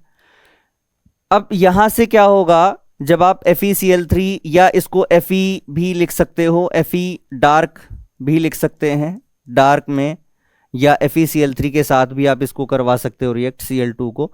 तो देखिए क्या होता है कि जो क्लोरीनेशन है, जो इसको हम साइड चेन क्लोरीनेशन भी कहते हैं, है ना, साइड चेन हेलोजिनेशन भी कह सकते हो आप इसे, साइड चेन हेलोजिनेशन। भाई देखो साइड चेन में ही तो हेलोजन इंसर्ट कर रहे हो आप, डायरेक्टली नहीं कर रहे हैं आप। अगर बेंजीन होता और सीधे सीधे वहां पे आप Cl को इंसर्ट कर रहे होते तो वो डायरेक्टली सब्स्टिट्यूशन कहलाता, ठीक। यहां पे सब्स्टिट्यूटेड है, साइड चेन सब्स्टिट्यूशन है, किसका? Cl का। Cl2 के साथ बच्चों जब यहां पे रिएक्शन होती है तो ये वाइग्रस होती है, बहुत तेजी से होगी रिएक्शन यहां पे, ठीक। ये रिएक्शन बहुत तेजी से होती है, वायलेंटली होती है। क्या बनेगा? CH2Cl, CH2Cl, benzyl chloride. क्या बन गया? Benzyl chloride plus HCl, benzyl chloride plus HCl, ठीक है। आप इस मेथड से ब्रोमिनेशन भी करवा सकते हैं, ब्रोमिनेशन भी करवा सकते हैं, लेकिन बच्चों इस मेथड से आयोडिनेशन नहीं करवाया जा सकता, इस मेथड से आयोडिनेशन नहीं करवाया जा सकता। मतलब ऐसा है, आयोडिनेशन में होती है प्रॉब्लम। जरा देखिए एग्जाम्पल से समझते हैं। मान लीजिए आपने I2 से रिएक्शन करवाई दी इसकी, ठीक है, CH3 प्लस I2। अब क्या होगा कि पहली बात तो ये रिएक्शन होती है रिवर्सिबल, पहली बात ये रिएक्शन होती है रिवर्सिबल। क्यों होती है जरा देखेंगे। जब आपने इसका सब्स्टिट्यूशन करवाया तो बच्चों यहां पे बना CH2I और प्लस HI, यही बनेगा ना भाई। एक I चला गया, एक H निकला, वो I के साथ मिलके HI बना लेगा। अब due to the formation of this HI, ये HI कैसा होता है, बहुत ज्यादा पावरफुल रिड्यूसिंग एजेंट है, बहुत पावरफुल है भाई, ये बहुत पावरफुल रिड्यूसिंग एजेंट होता है HI, ठीक है, बहुत ज्यादा रिड्यूसिंग है। तो ये क्या करेगा बच्चों, ये इस रिएक्शन को वापस बैकवर्ड डायरेक्शन में ले जाने लगेगा, ठीक है। यानी जैसे आप यहां से I2 से आगे आए, HI की फॉर्मेशन हुई और HI इस रिएक्शन को वापस से बैकवर्ड डायरेक्शन में लेकर के जाएगा। तो चलना आगे था और चलने पीछे की तरफ लग गए, ठीक है, चलना आगे था, चलने पीछे की तरफ लग गए। बैकवर्ड डायरेक्शन में रिएक्शन होने की वजह से ही हमने लिखा है कि यह रिएक्शन रिवर्सिबल है। तो क्या हुआ, आप जितना आगे जा रहे हो उतना पीछे आते जा रहे हो, जितना आगे जा रहे हो उतना पीछे आगे जाते, तो नेट डिस्प्लेसमेंट तो जीरो हो गया भाई। जितना आगे जा रहे हैं उतना ही पीछे आ रहे हैं, जितना आगे जा रहे हैं उतना ही पीछे आ रहे हैं, बना तो कुछ नहीं, नेट डिस्प्लेसमेंट जीरो। इस केस में हम क्या करते हैं, इस रिएक्शन को कैरी किया जाता है इन द प्रेजेंस ऑफ HNO3 या HiO3। देखिए आप यहां पे ऑक्सीडाइजिंग एजेंट की प्रेजेंस में इस रिएक्शन को करवाएंगे, ठीक है। देखो काम क्या है, जो HI बना, ये HI तो गड़बड़ कर रहा है, HI इसको गड़बड़ कर रहा है। हमें इस HI को कंट्रोल करना है, तो ये रिड्यूसिंग है, तो हमने एक ऑक्सीडाइजिंग एजेंट को लगा दिया। अब क्या होगा, ये ऑक्सीडाइजिंग एजेंट इससे रिएक्शन करने लगेगा, तो ये इससे रिएक्ट नहीं कर पाएगा। दोबारा देखो ध्यान से, जब आपने ऑक्सीडाइजिंग एजेंट मिला दिया इस रिएक्शन में, तो जो ऑक्सीडाइजिंग एजेंट है ये HI से रिएक्शन करने लगेगा बच्चों। तो HI यहां उलझ गया, HI यहां उलझ गया, ये इससे रिएक्ट नहीं कर पाएगा, तो वापस से बैकवर्ड डायरेक्शन में रिएक्शन प्रोसीड नहीं होगी, यानी आपको प्रोडक्ट मिलना शुरू हो जाएगा, ठीक है। होता क्या है कि जैसे आपने HiO3 इस्तेमाल किया फॉर एग्जांपल, तो जो आप HiO3 ले रहे हैं ये HI के साथ रिएक्ट करके, HI के साथ में रिएक्ट करके बच्चों क्या बना देता है, I2 बना देता है प्लस H2O, ठीक है, I2 बना देगा प्लस H2O बन जाएगा। तो ये इससे रिएक्ट करने लगा, ये इससे रिएक्ट करने लगा, जिसकी वजह से इससे रिएक्शन होनी बंद हो गई HI की और आपको प्रोडक्ट फॉर्मेशन मिलना शुरू हो गई, ठीक है, ठीक है। तो आयोडिनेशन आप करवाते हैं in the presence of strong oxidising agent like HNO3 और HiO3। क्यों करवाते हैं उसका रीजन आपको समझा दिया है, समझ आ गया, डन। अब कोई कहे कि सर हमें फ्लोरोबेंजीन बनाना है, मतलब फ्लोरिनेशन करवाना है, साइड चेन फ्लोरिनेशन, तो नहीं हो पाएगा। रीजन, फ्लोरीन की इलेक्ट्रोनेगेटिविटी बच्चों बहुत ज़्यादा होती है। आपको पता है कि पूरे पीरियोडिक टेबल में जो सबसे ज़्यादा इलेक्ट्रोनेगेटिव एलिमेंट है वो फ्लोरीन है, ठीक है। तो फ्लोरीन के साथ में रिएक्शन करवा पाना बहुत ज़्यादा चैलेंजिंग टास्क होता है। एनर्जी रिक्वायरमेंट इतनी बढ़ जाती है कि सिस्टम की स्टेबिलिटी खत्म हो जाती है। इसलिए आप साइड चेन फ्लोरिनेशन नहीं करवा सकते, आप क्लोरिनेशन करवा दीजिए, आप ब्रोमिनेशन करवा दीजिए। आयोडिनेशन के लिए मैंने आपको बता दिया है कि आप स्ट्रॉन्ग ऑक्सीडाइजिंग एजेंट लीजिए, ये तीनों आपको मिल सकते हैं आसानी से। समझ में आ गया? ओके, आगे चलते हैं, आगे चलते हैं बेटा। यहां पे एक बहुत इंपॉर्टेंट नेम रिएक्शन आई है आपके पास में अब, ठीक है। सैंडमेयर रिएक्शन, बहुत इंपॉर्टेंट नेम रिएक्शन है सैंडमेयर रिएक्शन। सैंडमेयर जो रिएक्शन है इसमें क्या करते हैं, ये आप लोगों ने बच्चों एमाइंस में भी पढ़ा होगा इसको, सैंडमेयर को। देखिए क्या होता है कि जो एनिलीन है, एनिलीन है, ठीक है, एनिलीन क्या होता है, बेंजीन के ऊपर NH2, ठीक है। इसकी आप रिएक्शन करवाते हो, किससे रिएक्शन करवाते हैं आप इसकी, NaNO2 प्लस HCl से रिएक्ट करवाओगे, ठीक है। 0 से 5 डिग्री सेल्सियस टेम्परेचर यानी कोल्ड एनवायरनमेंट में ये रिएक्शन करवाई जाती है, इसको कोल्ड एनवायरनमेंट में करवाया जाता है। हाई टेम्परेचर्स पे ये रिएक्शन आगे प्रोसीड नहीं करती, आगे नहीं बढ़ती है। एनिलीन को आपने रिएक्ट करवाया NaNO2 प्लस HCl से, ठीक है, 0 से 5 डिग्री सेल्सियस टेम्परेचर था। जब यहां पे रिएक्शन होती है बच्चों तो आपको मिलता है N2Cl, N2Cl, ठीक है, N2Cl बेंजीन डाईएजोनियम क्लोराइड। यही तो बहुत इंपॉर्टेंट एक इंटरमीडिएट होता है, benzene diazonium chloride, benzene diazonium chloride, ठीक है। इसको हम बोलते हैं बच्चों डाईएजोटाइजेशन। ये जो प्रोसेस है यहां से यहां तक वाला, इस प्रोसेस को कहा जाता है डाईएजोटाइजेशन। एनिलीन का आपने करवाया डाईएजोटाइजेशन, क्या मिल गया, बेंजीन डाईएजोनियम क्लोराइड, ठीक है। अब क्या करेंगे सर, अब इसके बाद में सिंपल है, आप इसकी रिएक्शन करवा दीजिए Cu2Br2 के साथ, ठीक है। आपने रिएक्शन करवा दी Cu2Br2 के साथ, क्या बन गया बच्चों, आपका नाइट्रोजन गैस एस्केप कर जाती है यहां से and you will gate bromobenzene, you will gate bromobenzene, ठीक है, ब्रोमोबेंजीन। तो एराइल हैलाइड्स की प्रिपरेशन आपको करनी है। इस मेथड से आपने क्या बनाया, एराइल हैलाइड को बनाया। क्या सर इस मेथड से हम एलिफेटिक बना सकते हैं, मतलब एल्काइल हैलाइड बना सकते हैं? देखो बच्चों एल्काइल हैलाइड नहीं बनेंगे इस मेथड से। उसके पीछे रीजन ये होता है कि जब आपका जैसे ये वाला इंटरमीडिएट बना ना बेंजीन डाइजोनियम क्लोराइड, जब आप एलिफेटिक कंपाउंड्स को लेकर के चलेंगे तो जो N2Cl बनेगा वो बहुत ज़्यादा अनस्टेबल होता है, बहुत ज़्यादा अनस्टेबल होता है। वाटर से ट्रीट करके वो एल्कोहल में चेंज हो जाता है, वाटर से ट्रीट करके एल्कोहल में चेंज हो जाता है। यानी कि आप इस स्टेप के बाद में जैसे आपको मिल गया यहाँ पे एराइल हैलाइड, ठीक, उस केस में आपको एल्काइल हैलाइड न मिलकर एल्काइल एल्कोहल मिल जाएंगे, एल्काइल एल्कोहल, यानी कि OH ग्रुप में चेंज हो जाएगा। अभी हम किस में चेंज कर रहे हैं, X ग्रुप में, ठीक है।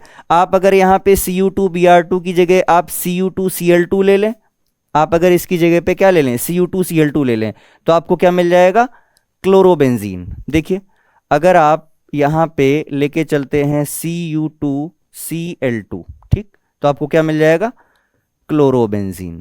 तो आप ब्रोमोबेंजीन बना सकते हो, क्लोरोबेंजीन बना सकते हो इस मेथड से। आयोडोबेंजीन भी बच्चों बहुत अच्छे से बनता है यहाँ पे। देखिए आयोडोबेंजीन में खास बात यह है कि जो आपका डाइएजोनियम कंपाउंड है यानी N2Cl जो है, इसको आप सिंपली Ki के साथ में शेक कर दीजिए, Ki के साथ, मतलब बेंजीन डाइएजोनियम क्लोराइड बनाया और उसमें आपने पोटेशियम आयोडाइड मिला दिया और उसको ऐसे ऐसे शेक कर दिया, अच्छे से शेक करते ही आपको आयोडोबेंजीन मिल जाता है, ठीक है, आपको आयोडोबेंजीन मिल जाएगा। डन। तो आप क्लोरीनेशन मतलब Cl इंसर्ट कर सकते हो, Br इंसर्ट कर सकते हो, I भी इंसर्ट कर सकते हो एक्सेप्ट F। हाँ, फ्लोरीन नहीं कर सकते, रीजन फ्लोरीन की इलेक्ट्रोनेगेटिविटी बहुत ज्यादा है, it will be a challenging task, क्योंकि एनर्जी रिक्वायरमेंट इतनी ज्यादा हो जाती है कि सिस्टम की स्टेबिलिटी खत्म हो जाती है, और जब सिस्टम ही स्टेबल नहीं रहेगा तो जो प्रोडक्ट बनेगा वो कैसे स्टेबल होगा, है ना। तो फ्लोरिनेशन नहीं है, बाकी सब आप बना सकते हैं। This is a Sandmeyer reaction. समझ में आया सबको? डन, सबको समझ में आया, बहुत बढ़िया। आगे चलते हैं। सैंडमेयर के बाद में बच्चों हम आगे बढ़ेंगे नेक्स्ट वाले टॉपिक पे अपने। सैंडमेयर के बाद हम चलते हैं नेक्स्ट पे। अब देखिए यहां पर फिर अगेन हमारे पास में दो बहुत इंपॉर्टेंट नेम रिएक्शंस आएंगी, ठीक है। अब आपको करना है हेलोजन एक्सचेंज। अभी हमने पढ़ा सैंडमेयर, अब हम पढ़ेंगे बच्चों हेलोजन एक्सचेंज, यानी हेलोजन से एक्सचेंज करके भी हम बनाते हैं एल्काइल हैलाइड्स को, हेलो एल्केन्स को। देखिए सबसे पहली रिएक्शन है आपकी फिंकलस्टीन रिएक्शन। फिंकलस्टीन ये बच्चों एल्काइल आयोडाइड को बनाने के लिए यूज किया जाता है। Finkelstein was a person who developed this reaction, who prepared the alkyl iodides in the laboratory in the presence of dry acetone. That's why the reaction is known as Finkelstein reaction in the honor of that person. ठीक, Finkelstein reaction क्या है? आपके पास में कोई एक chloride या bromide होगा, alkyl chloride या एल्काइल ब्रोमाइड होगा, उसकी रिएक्शन आप करवाओगे सोडियम आयोडाइड के साथ in the presence of dry acetone.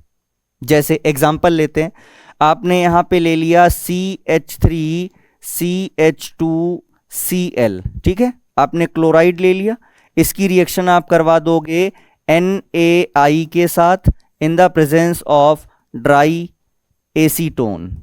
Dry acetone की प्रेजेंस में कराएंगे बच्चों, क्या होगा?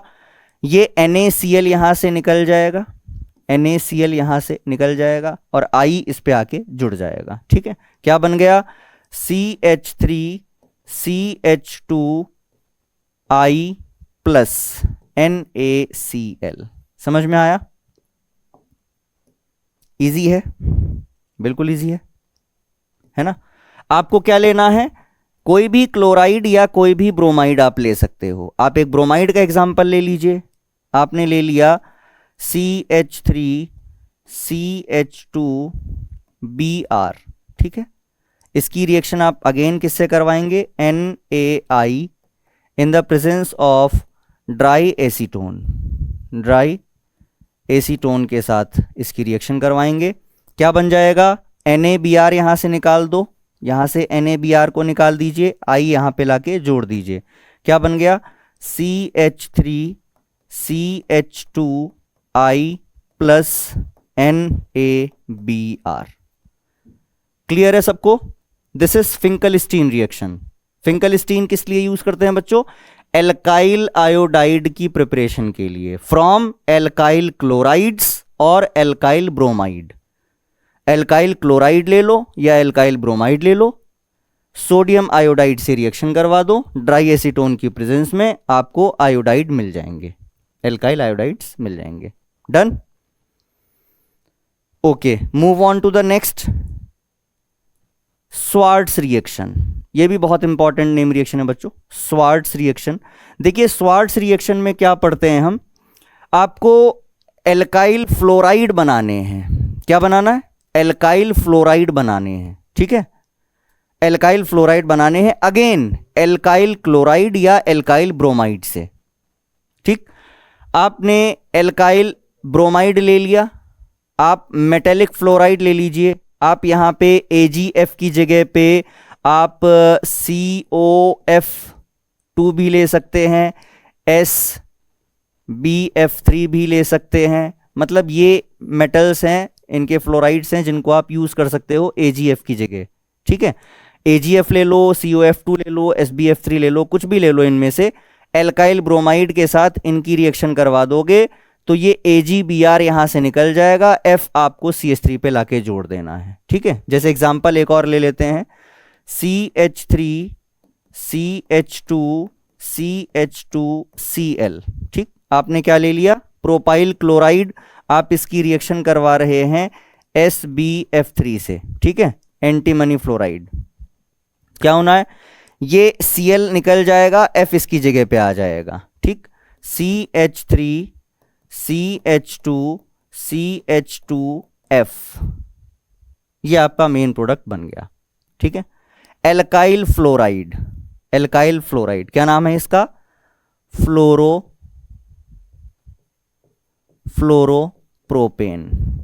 फ्लोरोप्रोपेन। खास बात बच्चों यहां पे अगर आप देखेंगे वो ये है कि यहां पे हम फ्लोरीन प्रिपेयर कर रहे हैं, फ्लोराइड्स बना रहे हैं। अभी तक हमने ऐसा पढ़ा देखा कि कहीं पर भी F को इंसर्ट नहीं किया जा सकता था आसानी से, F फ्लोरीन को हम नहीं ला सकते थे।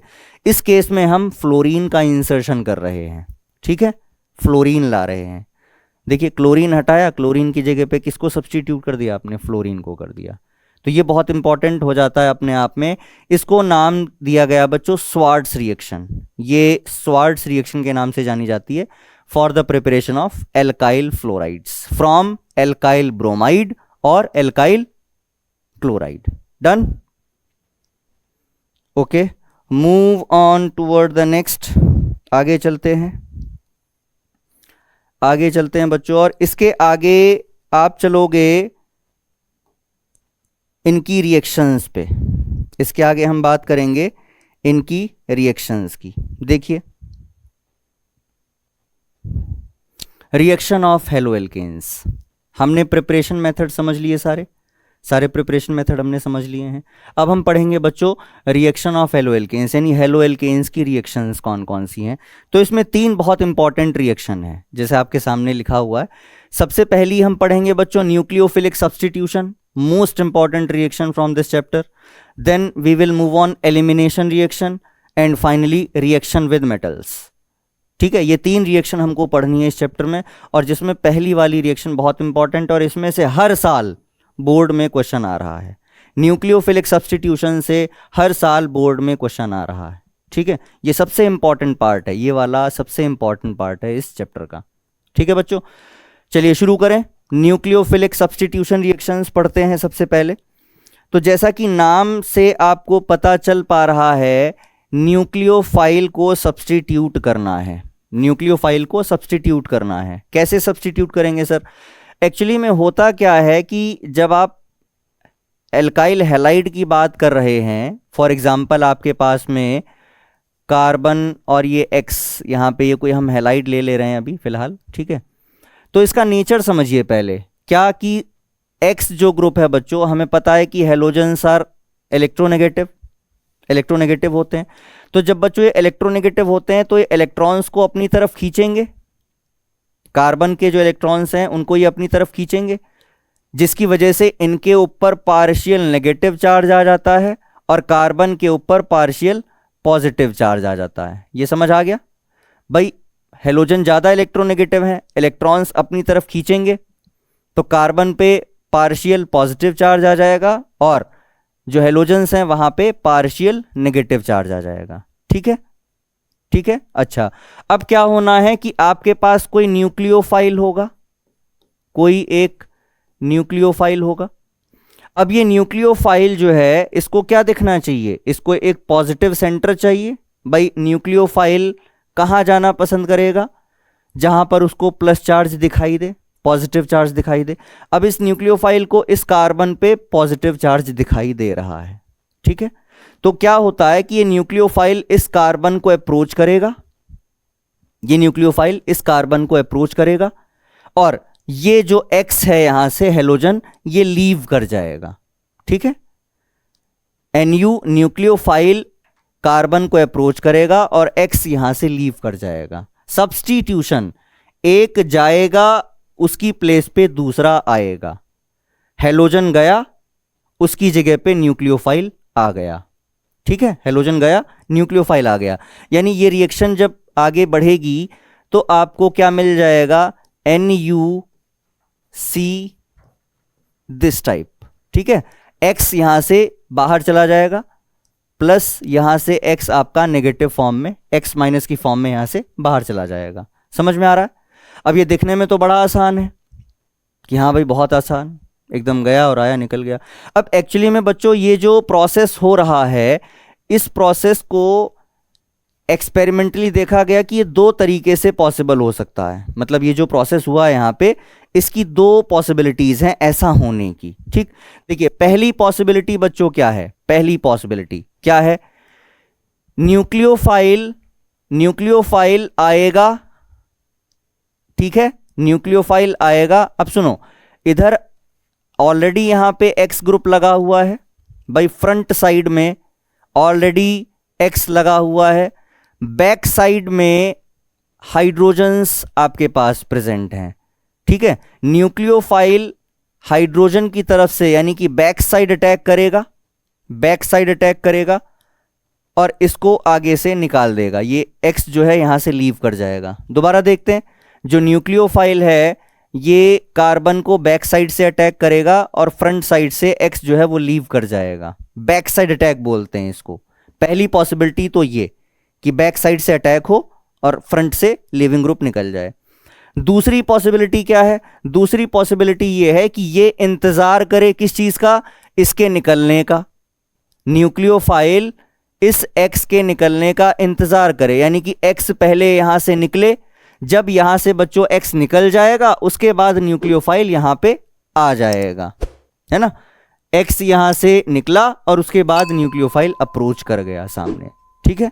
ये दो पॉसिबिलिटी हैं, ये दो पॉसिबिलिटी हैं। चलिए, तो सबसे पहले हम पहला वाला केस डिस्कस करते हैं। पहले वाले केस में क्या पढ़ना है कि जो न्यूक्लियोफाइल है ये न्यूक्लियोफाइल बैक साइड अटैक करेगा, ठीक है। न्यूक्लियोफाइल बैक साइड अटैक करेगा। कैसे? आपके पास में कार्बन से हाइड्रोजन जुड़े हुए हैं, ठीक है। हाइड्रोजन छोटे हैं, साइज में हाइड्रोजन छोटे होते हैं, ठीक है, बिल्कुल छोटे होते हैं। मान लो यहां पे हमने ब्रोमीन ले लिया है, ठीक है।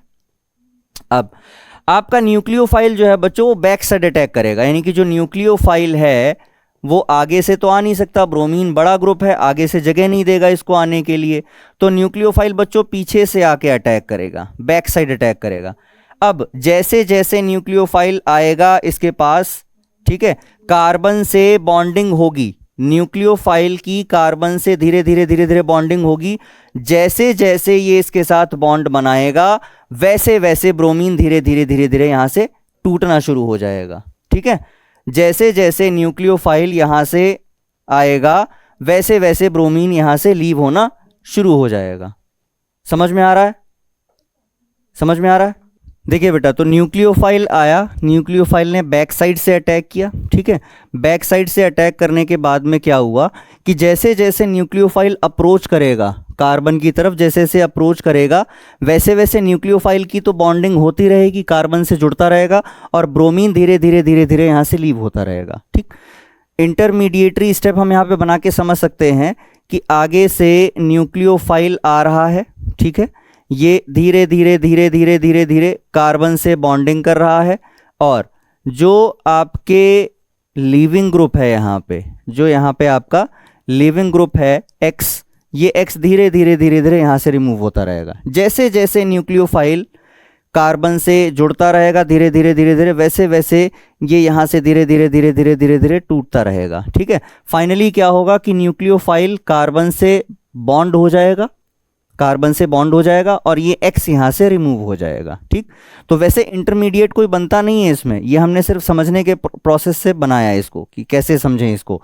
न्यूक्लियोफाइल आया, ये यहाँ से रिमूव हो गया, क्या मिल गया आपको? NuCHHH, ठीक है। समझ में आ रहा है? समझ में आ रहा है? बैक साइड अटैक हुआ है यहाँ पे, बैक साइड अटैक हुआ है यहाँ पे। ये बच्चों जो मैकेनिज्म है, यानी जिस प्रोसेस से हमने प्रोडक्ट फॉर्मेशन यहाँ पे करी है, this is known as SN2 mechanism. इसको हम बच्चों कहते हैं SN2 रिएक्शन। ये SN2 रिएक्शन है, बहुत इंपॉर्टेंट है। अब याद आ रहा है आप लोग को? SN2, SN2 को क्या लिखते हैं हम बच्चों? Bimolecular nucleophilic substitution, nucleophilic substitution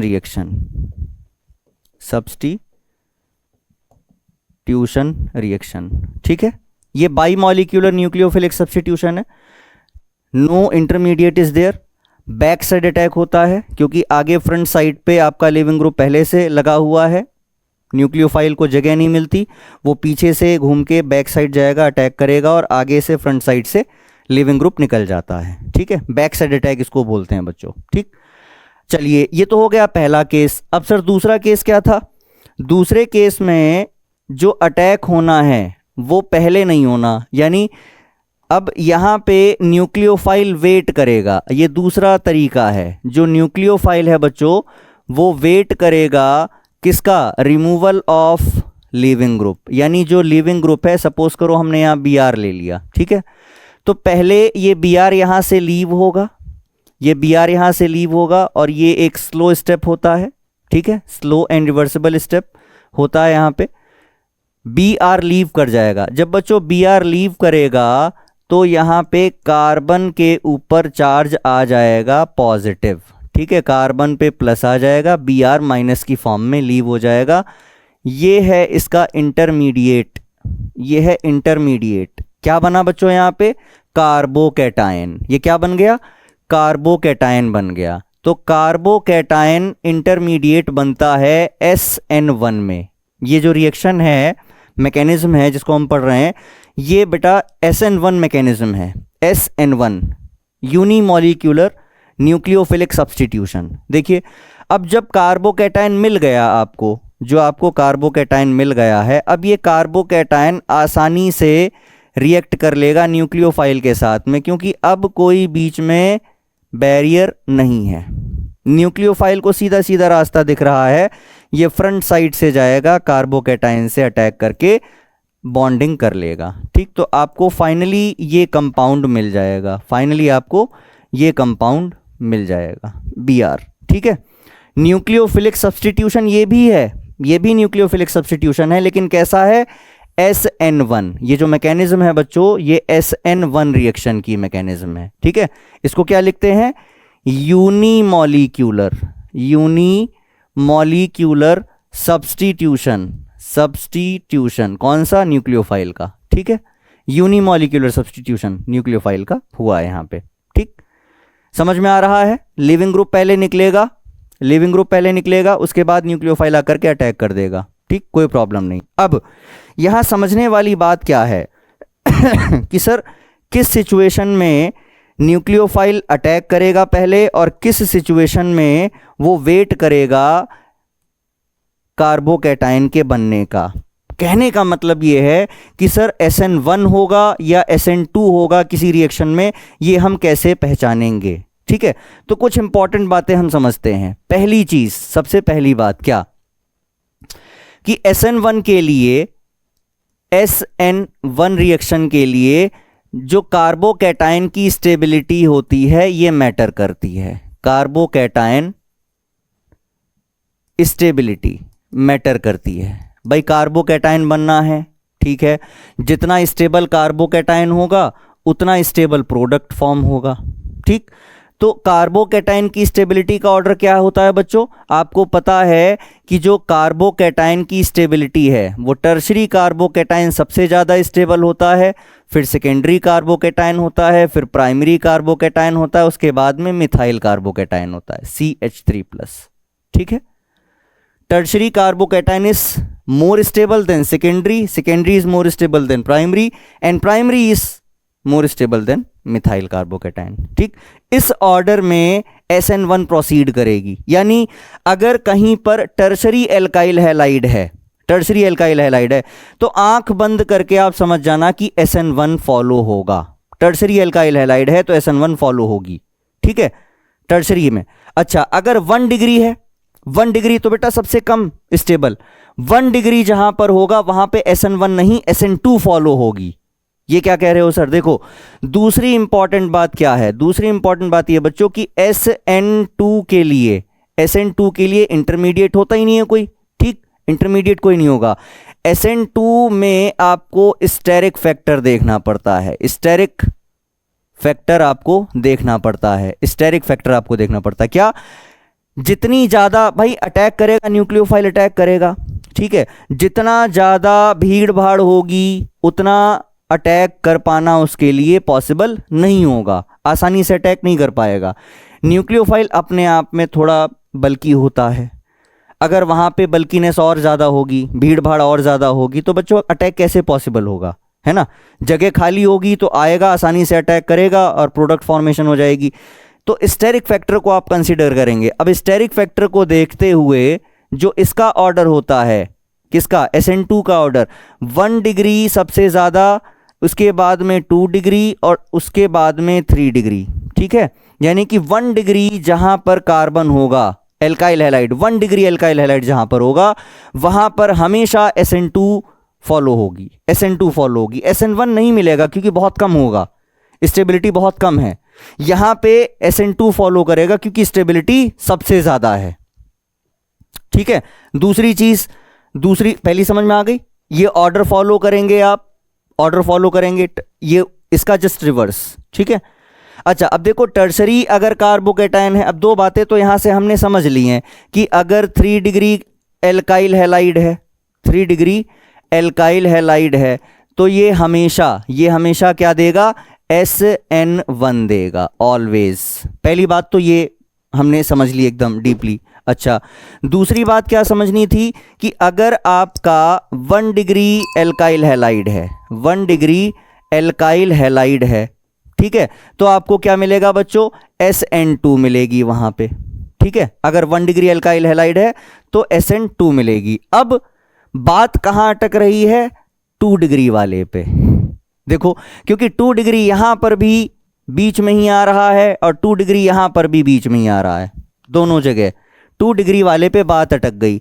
अब 2 डिग्री वाले केस में आपको देखना पड़ेगा कि प्रोडक्ट क्या बन रहा है, प्रोडक्ट क्या बन रहा है, उसके हिसाब से आप बताएंगे कि वहां पे SN2 हुआ है या SN1 हुआ है, ठीक है। बहुत इंपॉर्टेंट बात है ये, SN2 हुआ है या SN1 हुआ है। कैसे समझेंगे, देखो, अगर आपका SN1 बन रहा है, यानी कि SN1 जो मैकेनिज्म होती है बच्चों, जो SN1 होती है, एक्चुअली में SN1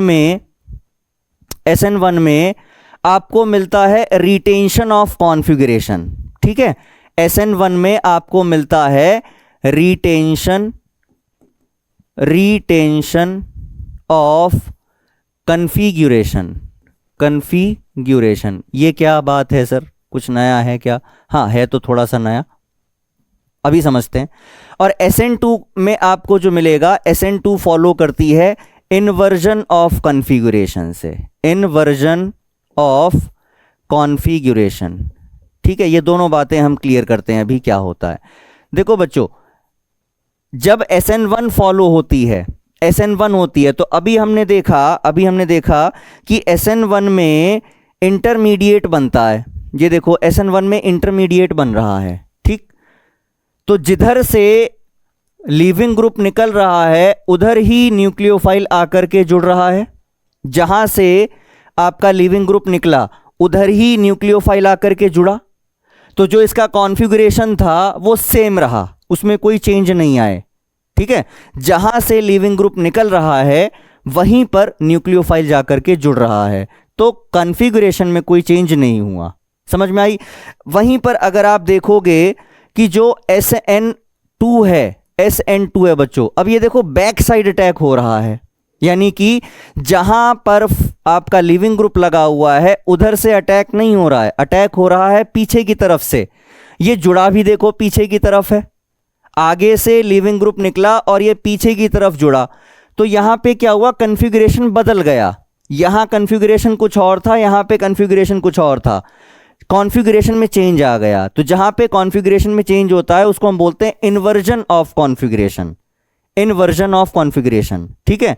जो मिलता है हमें SN2 में, इन्वर्जन ऑफ कॉन्फ़िगरेशन कहां मिलता है, SN2 में। और रिटेंशन मतलब अपने आप को रिटेन कर लेना, जैसे थे वैसे ही हैं, वो कहां मिलेगा आपको, SN1 में। अब इसको कुछ ऐसे समझो, जैसे आप छाता लिए हुए हैं, ठीक है, छाता लिए हुए हैं, बारिश हो रही है, जा रहे हैं, और बीच में बहुत तेजी से हवा चली, ठीक, बहुत तेजी से हवा चली। तो आपने कई बार ऐसा देखा भी होगा, आपके साथ हुआ भी होगा, छाता जो है वो पलट जाता है ऊपर की तरफ। अगर छाते में तेज हवा में छाता लेकर के जाओ तो छाता जो है ऊपर से ऐसे पलट जाता है ना, अम्ब्रेला जो है वो ऊपर की तरफ फोल्ड हो जाता है। यही सेम फिनोमिना यहां पे है। ये छाता है, ये तेज हवा है, ठीक है। जो आपका सबस्ट्रेट है, यानी जो एल्काइल हैलाइड है, ये छाता है, और ये जो न्यूक्लियोफाइल है ये तेज हवा है। अब जब तेज हवा छाते से टकराएगी तो छाता ऊपर की तरफ मुड़ जाएगा, उल्टा हो जाएगा। इसी को हम कहते हैं इन्वर्जन ऑफ कॉन्फ़िगरेशन। समझ में आ रहा है बच्चों? अब क्लियर हो गया बिल्कुल बढ़िया से, है ना। छाता याद रखना है आपको, ठीक। तो SN2 में आपको मिलेगा इन्वर्जन और SN1 में मिलेगा रिटेंशन ऑफ कॉन्फ़िगरेशन। चलिए आगे बढ़ते हैं अब, ठीक है। तो ये दो बातें हमने समझी। अच्छा, अब तीसरी बात क्या है, स्टीरियो केमिकल एस्पेक्ट के बारे में भी कुछ हम बात कर लेते हैं। सर ये क्या कह रहे हो आप? देखो, स्टीरियो केमिकल एस्पेक्ट ये क्या है, ये भी बहुत इंपॉर्टेंट बात है समझने के लिए। इस चैप्टर में ये वाला पोर्शन बहुत ज़्यादा इंपॉर्टेंट है, यहाँ से क्वेश्चन आ ही रहे हैं, इसलिए इस पर थोड़ा सा फोकस करके चलते हैं ज़्यादा। Stereo chemical aspect, stereo chemical aspect, ठीक है। स्टीरियो केमिकल एस्पेक्ट ये क्या है, आपको कुछ बातें यहाँ पे क्लियर होनी चाहिए, कुछ बातें क्लियर होनी चाहिए। क्या, जैसे सबसे पहला आपको पता होना चाहिए ऑप्टिकल एक्टिविटी क्या होता है, ऑप्टिकल एक्टिविटी क्या होता है, ठीक। दूसरी चीज आपको फिर मालूम होनी चाहिए यहाँ पे काइरलिटी किसे कहते हैं, काइरलिटी किसे कहते हैं, ठीक है। फिर आपको पता होना चाहिए कि एसिमेट्रिक कार्बन क्या होता है, एसिमेट्रिक कार्बन क्या होता है, ठीक है। और इसके बाद फिर आपको पता होना चाहिए मोस्ट इंपॉर्टेंट इनैंशियोमर्स क्या होते हैं, इनैंशियोमर्स क्या होते हैं। और इसके बाद फिर आपको एक चीज़ और पता होनी चाहिए कि रेसिमिक मिक्सचर्स क्या होते हैं, रेसिमिक मिक्सचर्स क्या होते हैं, या रेसिमिक मॉडिफिकेशन किसे कहते हैं, रेसिमिक मॉडिफिकेशन किसे कहते हैं। ये क्या ही लिख रहे हो सर, देखिए नया है आप लोगों के लिए, क्योंकि हमने अभी इस टॉपिक को पढ़ा नहीं है। ये एक्चुअली में 11th क्लास में आपको समझाया जाता है इसके बारे में, 11th क्लास में हम सब पढ़ते हैं। अब कहोगे सर 11th कौन पढ़ता है ठीक से, है ना, तो 11th में ये टॉपिक क्लियर कराए जाते हैं आपको, ये सारे टॉपिक। डोंट वरी, नहीं आते हैं, हम इसको धीरे धीरे करके समझ लेते हैं। ऑप्टिकल एक्टिविटी क्या होता है, देखो ऐसा है कि कुछ ऐसे सब्सटेंस होते हैं, कुछ ऐसे कंपाउंड कह लो, कुछ ऐसे सब्सटेंस कह लो होते हैं, जिनके सॉल्यूशन में अगर हम लाइट डालें, मतलब लाइट को हम फोकस करें, तो वो लाइट के प्लेन को चेंज कर देते हैं, ठीक है।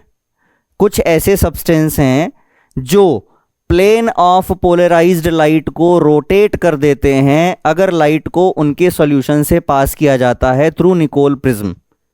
दोबारा बोलता हूं, कुछ ऐसे सब्सटेंस हैं होते हैं जो प्लेन ऑफ पोलराइज्ड लाइट को चेंज कर देते हैं, रोटेट कर देते हैं अगर उनके सॉल्यूशन में लाइट को पास करते हैं थ्रू निकोल प्रिज्म से, ठीक है।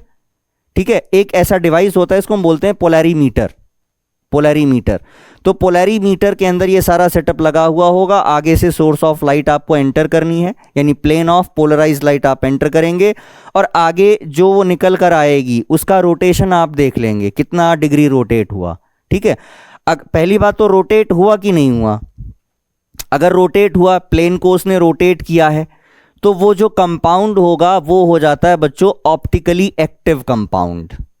जो compound plane of polarised light को रोटेट कर देते हैं उनको कहते हैं ऑप्टिकली एक्टिव कंपाउंड, ठीक है, समझ आ रहा है।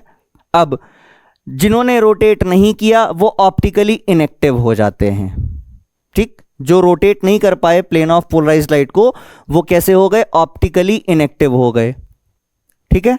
अच्छा, जो ऑप्टिकल एक्टिव हैं वो प्लेन ऑफ पोलराइज्ड लाइट को रोटेट करेंगे दो तरीके से, दो तरीके से। कैसे, या तो क्लॉकवाइज रोटेशन हो जाएगा, या तो रोटेशन कैसा हो जाएगा, क्लॉकवाइज, ठीक है, या तो रोटेशन कैसा हो जाएगा, क्लॉकवाइज हो जाएगा। अगर क्लॉकवाइज रोटेशन है तो इसको बच्चों हम बोलते हैं dextrorotatory, dextrorotatory, dextrorotatory, और इसको हम प्लस साइन से डिनोट करते हैं, पॉजिटिव साइन से, ठीक है। और अगर आपका रोटेशन कैसा हुआ, एंटी क्लॉकवाइज डायरेक्शन में, अगर रोटेशन कैसा है, एंटी क्लॉकवाइज डायरेक्शन में रोटेशन है, तो उसको हम बच्चों बोलते हैं लीवो रोटेटरी, लीवो रोटेटरी, ठीक है, लीवो रोटेटरी। इसको हम माइनस साइन से इंडिकेट करते हैं। एक सब्सटेंस जो प्लेन ऑफ पोलराइज्ड लाइट को क्लॉकवाइज डायरेक्शन में रोटेट कर दे रहा है उसको हम कहते हैं डेक्स्ट्रो रोटेटरी प्लस फॉर्म, या जो एंटी क्लॉकवाइज डायरेक्शन में रोटेट कर रहा है उसको हम कहते हैं लेवो रोटेटरी माइनस फॉर्म, ठीक। सर ये पता कैसे चलेगा, पता सिर्फ और सिर्फ प्रैक्टिकल से चल सकता है। दूसरा कोई तरीका नहीं है ये बताने का कि कोई कंपाउंड ऑप्टिकली एक्टिव है या नहीं है। ये सिर्फ और सिर्फ एक्सपेरिमेंटली वेरीफाई किया जा सकता है कि वो रोटेट कर रहा है कि नहीं कर रहा है। कर रहा है तो कितना कर रहा है, यानी ये जो प्लस है कितने डिग्रीज का रोटेशन है, 20 डिग्री, 15 डिग्री, 30 डिग्री, जो भी रोटेशन है। ऐसे ही एंटी क्लॉकवाइज में रोटेट किया तो कितने डिग्री पे रोटेट किया। ये सारी बातें आपको एक्सपेरिमेंटली वेरीफाई करनी होंगी। Only then you will be able to know that the compound is optically active और नॉट। तो अभी हमें ये पता चल गया कि ये ऐसे कंपाउंड अगर कुछ कर रहा है तो उसको हम ऑप्टिकली एक्टिव कहेंगे और नहीं कर रहा है तो नहीं कहेंगे। ठीक है, ठीक है जी। दूसरी चीज हम समझते हैं बच्चों यहां पे कायरलिटी। कायरलिटी क्या होती है? कायरलिटी का सिंपल सा मतलब ये है कि अगर आपके पास में, ये समझ आया प्लस और माइनस वाला, अगर किसी कंपाउंड का आपको प्लस फॉर्म और माइनस फॉर्म मिल रहा है, प्लस फॉर्म मिल रहा है और माइनस फॉर्म मिल रहा है, ठीक है, तो वो आपस में एक मिरर इमेज बनाएंगे, आपस में एक मिरर इमेज बनाएंगे। और वो मिरर इमेज बच्चों नॉन सुपर इम्पोसिबल होती है। ठीक है, ठीक है। अगर मिरर इमेज बनी, मिरर इमेज का मतलब क्या है आप समझिए। अपने हैंड से आपने अपने ऐसे हैंड को शीशे के सामने रखा तो आपका हाथ उधर से ऐसे दिखाई देगा। ठीक है भाई, आपने इसको ऐसे रखा, आपको हाथ अपना ऐसे दिखाई देगा शीशे में। इस तरीके से आप रखोगे, ऐसे दिखेगा, ऐसे। ठीक, ये इसकी मिरर इमेज है जो शीशे में बन रही है। वो क्या है? मिरर इमेज है आपके हैंड की। अब आप उस मिरर इमेज को यानी इसको, ये जो मिरर इमेज है, इसको उठा करके, इसको ऐसे उठा करके वापस से ऑब्जेक्ट पे रखो, यानी इस ऑब्जेक्ट पे। ये ऑब्जेक्ट है, ये मिरर इमेज है। इस मिरर इमेज को आपने उठा के ऑब्जेक्ट के ऊपर रखा इस तरीके से। ठीक है, तो जब आप इसको ऐसे रखोगे तो आपको पता चलेगा कि ये जो अंगूठा है, ये जो अंगूठा है, ये एक अंगूठा इधर की तरफ हो जाएगा ऐसे, इस तरीके से। देखो ये, ठीक, ये देखो दोनों अंगूठे, ये फिंगर्स ओवरलैप कर रही हैं, सुपर इंपोज कर रही हैं, लेकिन ये अंगूठे अलग अलग हो गए, दोनों तरफ अलग अलग हो गए। ठीक, अगर मिरर इमेज आपस में इस तरीके से हो जाए, इसको बोलते हैं नॉन सुपर इम्पोसिबल। अगर मिरर इमेज कैसी हो जाए? नॉन सुपर इम्पोसिबल हो जाए, तो उन दोनों कंपाउंड्स को कहते हैं कि वो क्या हैं? एनेंशियोमर्स हैं। ठीक है, समझ में आ रहा है भाई? आपको प्लस और माइनस फॉर्म मिला, ये प्लस फॉर्म और माइनस फॉर्म आपस में आइसोमर्स होते हैं, आपस में ऑप्टिकल आइसोमर्स होते हैं आपस में। ठीक है, आपस में आइसोमर हैं दोनों, ये ऑप्टिकल आइसोमर हैं। अब अगर इनकी मिरर इमेज सुपर इम्पोसिबल नहीं है, मिरर इमेज सुपर इम्पोसिबल नहीं है, तो ऐसे आइसोमर्स को हम कहते हैं एनेंशियोमर्स। ये बोर्ड एग्जाम में पूछा गया है 2024 के एग्जाम में। Define enantiomers. एनेंशियोमर्स बताइए क्या होते हैं? तो ऐसे आइसोमर्स जिनकी mirror images non super impossible होती हैं, उनको हम एनेंशियोमर्स कहते हैं। समझ में आ रहा है? समझ में आ रहा है? आ रहा है? ठीक। सर कायरलिटी क्या होती है? देखो, कायरलिटी का मतलब सिंपल ये हो गया कि कायरल का मतलब है एक कार्बन और उस कार्बन से जुड़े हुए चारों ग्रुप डिफरेंट होने चाहिए। जैसे हमने एक कार्बन से लगा दिया यहां पे, एक कार्बन से, ये वेज एंड डैश प्रोजेक्शन से आपको बना के देखना है, मतलब ऐसे ही देख रहे हैं, थोड़ा अच्छा सा लगता है देखने में कि हाँ बढ़िया सा लग रहा है। एक यहाँ पे हाइड्रोजन लगा हुआ है, ठीक है, एक क्या लगा हुआ है? हाइड्रोजन लगा हुआ है। ठीक, एक यहाँ पे मान लीजिए ब्रोमीन लगा हुआ है, और इस तरफ हमने यहाँ पे मान लिया कि OH लगा हुआ है, और यहाँ इस तरफ हमने मान लिया कि CH3 लगा हुआ है। ठीक है, अगर एक ही कार्बन से जुड़े हुए चारों ग्रुप डिफरेंट हो जाते हैं तो ऐसे कार्बन को हम बोलते हैं कायरल कार्बन। कायरल कार्बन बोलते हैं इसको। ठीक है, इसको एसिमेट्रिक कार्बन भी कहते हैं, एसिमेट्रिक कार्बन। ठीक, और किसी कंपाउंड में ऐसे जितने भी कार्बन होते हैं उसको हम कहते हैं स्टीरियो सेंटर। यानी जैसे मान लो एक ही कंपाउंड में सिर्फ यही था, यही कार्बन था एक ही, तो इसमें एक स्टीरियो सेंटर है। How many number of chiral carbon are there in a compound that represents the stereo centre of that compound. अगर दो ऐसे कार्बन होते जो कायरल होते तो स्टीरियो सेंटर दो हो जाते, एक है तो स्टीरियो सेंटर एक होगा, ठीक है। ऐसे कार्बन जिससे चारों अलग अलग ग्रुप लगे हुए हों, ऐसे कार्बन को हम बोलते हैं बेटा कायरल कार्बन, ठीक है, या एसिमेट्रिक कार्बन भी कहते हैं इसको, एसिमेट्रिक कार्बन। अब बनाओ इसकी मिरर इमेज, ठीक है। ये आपने शीशा बनाया, मिरर, ठीक।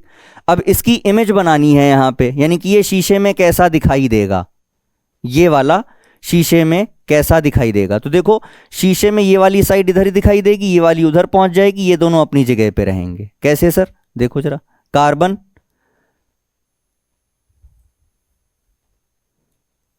ये हो जाएगा आपका हाइड्रोजन,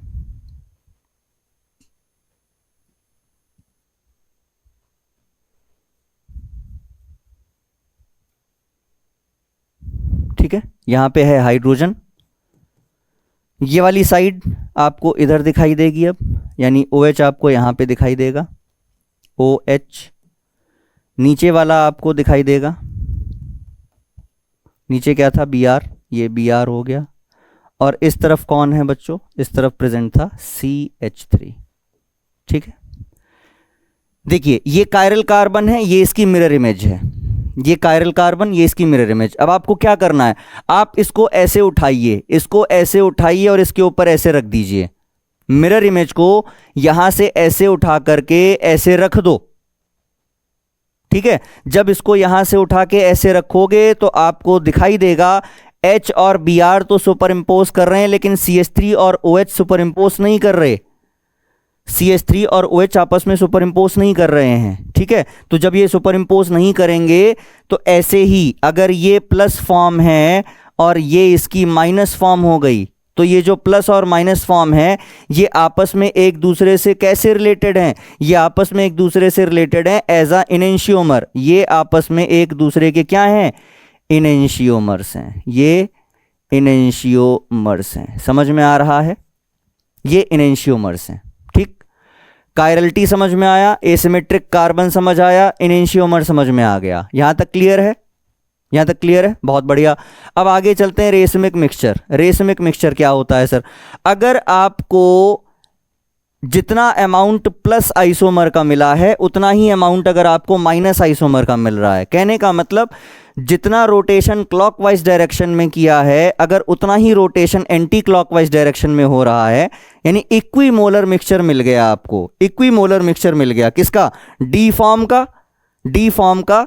भाई रेसमिक मिक्सचर का मतलब हो गया आपको इक्वल अमाउंट मिला है, equal amount of D form and L form, दोनों फॉर्म्स का अगर आपको इक्वल अमाउंट मिला है, इक्विमोलर मिक्सचर आपको मिला है, तो ऐसे मिक्सचर को हम कहते हैं रेसमिक मिक्सचर।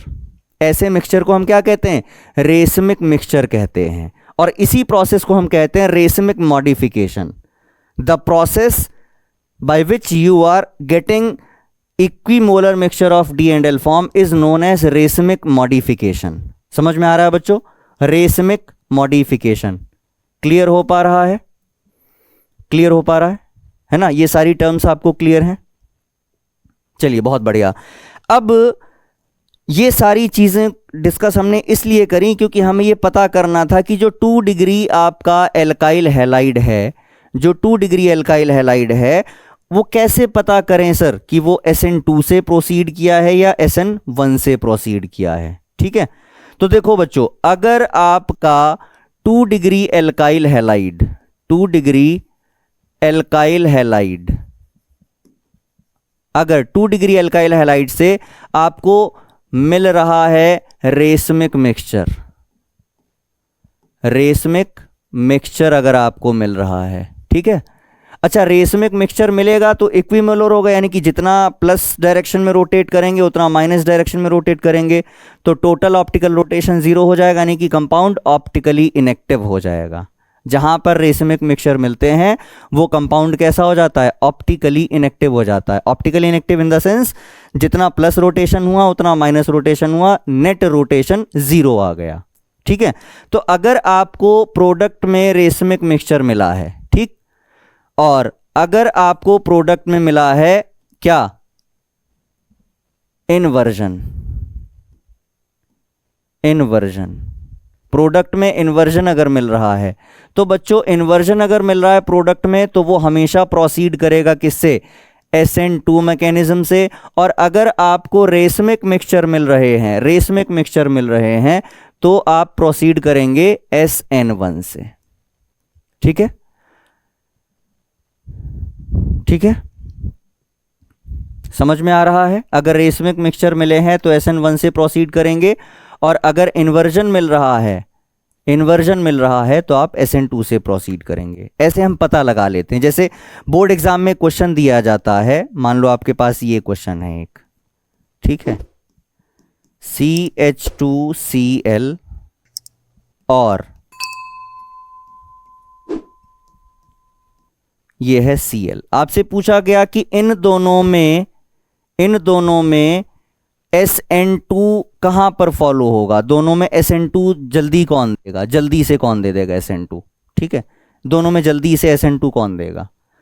तो देखो यहां पे आपका जो कार्बन है, ये कार्बन कैसा है, ये हैलाइड कैसा है, प्राइमरी हैलाइड है, 1 डिग्री हैलाइड है, और 1 डिग्री हैलाइड हमको पता है कि SN2 बहुत तेजी से देता है। तो यहां इन दोनों में से यहां पर SN2 सबसे तेजी से मिलेगा, क्योंकि ये प्राइमरी हैलाइड है। ठीक है बच्चों। अब दूसरा क्वेश्चन ऐसे लो, यहां Cl है और यहां पे I लगा हुआ है। अब आपसे पूछा गया कि दोनों केसेस में SN1 कहां तेजी से मिलेगी, दोनों में SN1 तेजी से कहां मिलेगी, कहां से जल्दी से मिलेगी SN1। तो यहां पर भी प्राइमरी है, यहां पर भी प्राइमरी हैलाइड है, सर SN1 तो नहीं मिलनी चाहिए, SN2 मिलनी चाहिए थी। क्वेश्चन SN1 का है, तो आप ये देखेंगे ना कि SN1 दोनों में कौन ज्यादा तेजी से देगा। देखो SN1 में क्या होता है, कार्बोकेटाइन बनता है जो डिपेंड करता है लिविंग ग्रुप के ऊपर। अब यहाँ क्लोरीन है, यहाँ आयोडीन है, दोनों में बेटर लिविंग ग्रुप कौन है, आयोडीन। भाई दोनों में अच्छा लिविंग ग्रुप कौन है, आयोडीन ज्यादा बड़ा है, तुरंत लीव कर जाएगा। ठीक, तो इस वाले कंपाउंड में SN1 तेजी से मिलेगा कंपैरेटिव टू दिस। यहां पर भी SN1 बता सकते हो आप, यहां पर भी आप SN1 बता सकते हैं कि प्राइमरी में मिलेगा मोर स्टेबल, ये तो देगा ही नहीं। ठीक है, समझ आ रहा है। तो आप ऐसे क्वेश्चंस आपसे बोर्ड एग्जाम में पूछे जाते हैं कि कहां पर SN1 तेजी से मिलेगा या कहां पर SN2 तेजी से मिलेगा। समझ में आ गया सभी को, सभी को क्लियर है ये वाला कंसेप्ट। ठीक है, चलिए आगे बढ़ें, आगे बढ़ें। ओके, आगे आते हैं बच्चों एलिमिनेशन रिएक्शन पे। ठीक है, आगे आते हैं एलिमिनेशन। न्यूक्लियोफिलिक सब्स्टिट्यूशन हमने समझ लिया, अब हम पढ़ते हैं एलिमिनेशन रिएक्शन। एलिमिनेशन रिएक्शन, ठीक है।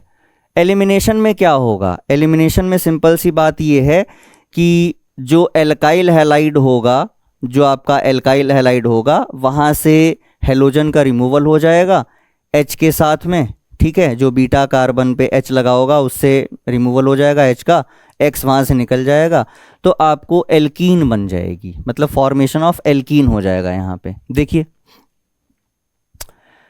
आपके पास है HCHHCHH और यहां पे लगा हुआ है Br। ठीक, ये हाइड्रोजन है, हाइड्रोजन है, हाइड्रोजन है, हाइड्रोजन। समझ आ रहा है? अभी क्या समझ आएगा सर, अभी तो लिखा ही है आपने। देखिए this is alpha carbon, alpha carbon पे ब्रोमीन लगा हुआ है, ठीक है, and this is beta carbon. ये आपका अल्फा कार्बन है, ये आपका बीटा कार्बन है। ठीक है जी। अब जो न्यूक्लियोफाइल होगा, यानी OH माइनस जो होगा, न्यूक्लियोफाइल ले लिया हमने OH माइनस, ये OH माइनस क्या काम करेगा, ये यहां से इसको कैप्चर करेगा। ठीक है, न्यूक्लियोफाइल यहां पे इसको कैप्चर करेगा, ये वाला H यहां पे डबल बॉन्ड फॉर्म करेगा और यहां से ब्रोमीन लीव हो जाएगा। क्या हुआ देखो एक बार फिर से, जो एलिमिनेशन रिएक्शन होती है बच्चों, वहां पे nucleophile as a base act करता है। ठीक है, न्यूक्लियोफाइल अगर एज अ बेस एक्ट करने लगे तो वहां पे एलिमिनेशन होने लगता है इंस्टेड ऑफ सब्स्टिट्यूशन। ठीक है, दोबारा, देखो जहां पर न्यूक्लियोफाइल OH माइनस क्या है, न्यूक्लियोफाइल है, but this nucleophile is acting like a base, ये यहां पे एक बेस की तरह काम कर रहा है। बेस का काम क्या होता है, प्रोटॉन को कैप्चर करना। देखो ये प्रोटॉन कैप्चर कर रहा है, बीटा कार्बन पे जो हाइड्रोजन लगा है ये इसको कैप्चर कर रहा है, ठीक है, बीटा पे जो हाइड्रोजन लगा ये इसको कैप्चर कर रहा है। समझ में आ रहा है, समझ में आ रहा है, ठीक। ये इसको लेकर के गया, यहां पे हाइड्रोजन ने अपने इलेक्ट्रॉन से डबल बॉन्ड फॉर्म किया और यहां से Br लीव हो गया, यहां से Br लीव हो गया। समझ में आ रहा है। तो ये है बच्चों एलिमिनेशन, ये है एलिमिनेशन। क्या बना जरा ध्यान से देखेंगे, HCH double bond CHH,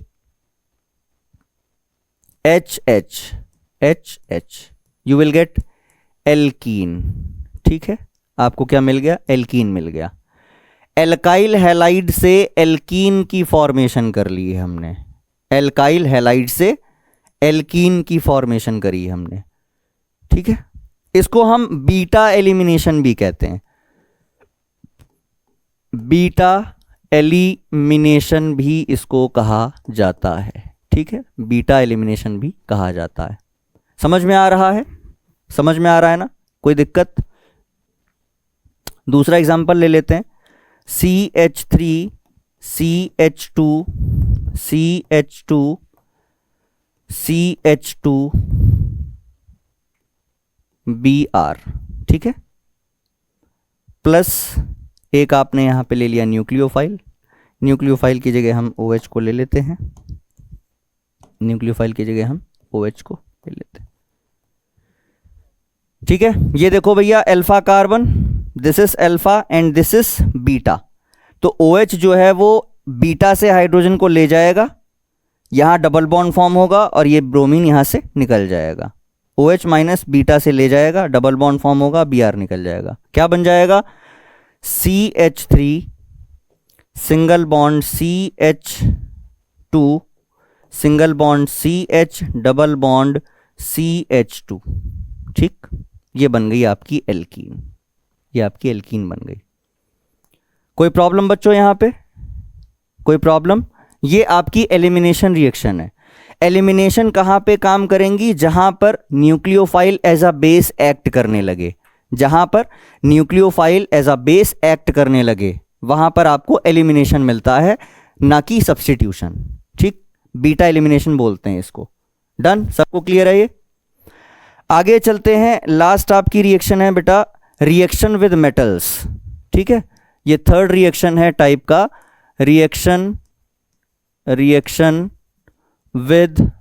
with metals. Metals के साथ में रिएक्शन देखेंगे, ठीक है। मेटल में एक्चुअली में ये स्पेसिफिक रिएक्शन है और यहां जो फॉर्मेशन होगी आपके पास में एल्काइल हैलाइड है। देखिए आपने ले लिया CH3 CH2 Cl for example आपने ले लिया, ठीक है। आप इसकी रिएक्शन करवा रहे हैं किसके साथ बच्चों, मैग्नीशियम के साथ में, इन the presence of dry ether. Dry ether की प्रेजेंस में आप ये रिएक्शन करवा रहे हैं, ठीक है। मैग्नीशियम के साथ आपने ड्राई ईथर की प्रेजेंस ले ली है, ये रिएक्शन करवा रहे हैं। तो होता क्या है, ये मैग्नीशियम जो है ये एल्काइल और हैलाइड के बीच में सैंडविच हो जाता है। ये मैग्नीशियम एल्काइल और हैलाइड के बीच में आकर के जुड़ जाएगा। CH3 CH2 यहां आ गया Mg, यहां आ गया Mg और इसके आगे है Cl। देखिए सी एल्काइल हैलाइड की मेटल के साथ में रिएक्शन करी इन the presence of dry ether. जो मेटल था वो एल्काइल और हैलाइड के बीच में आकर के जुड़ जाता है ना। और ये आप लोगों को अगर याद आ रहा हो, अगर आप लोग को याद आ रहा हो, this is what, yes this is Grignard reagent, RMgX, this is Grignard reagent. ठीक है, ये क्या है बच्चों, ethyl magnesium chloride, ethyl ethyl magnesium chloride. समझ में आया? अब समझ में आया? This is ethyl magnesium chloride. Done.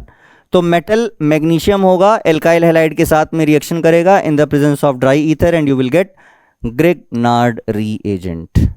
Done.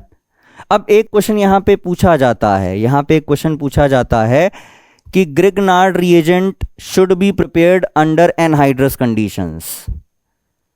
Are MgX should be prepared under anhydrous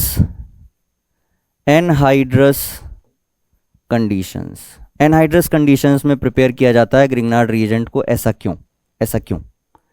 देखो एक्चुअली में जो ग्रिग्नार्ड रिएजेंट है ये इतना ज़्यादा रिएक्टिव होता है कि अगर इसको हल्का सा भी मॉइस्चर मिल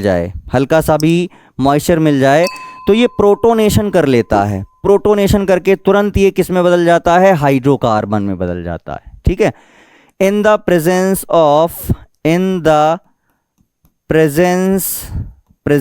ऑफ मॉइस्चर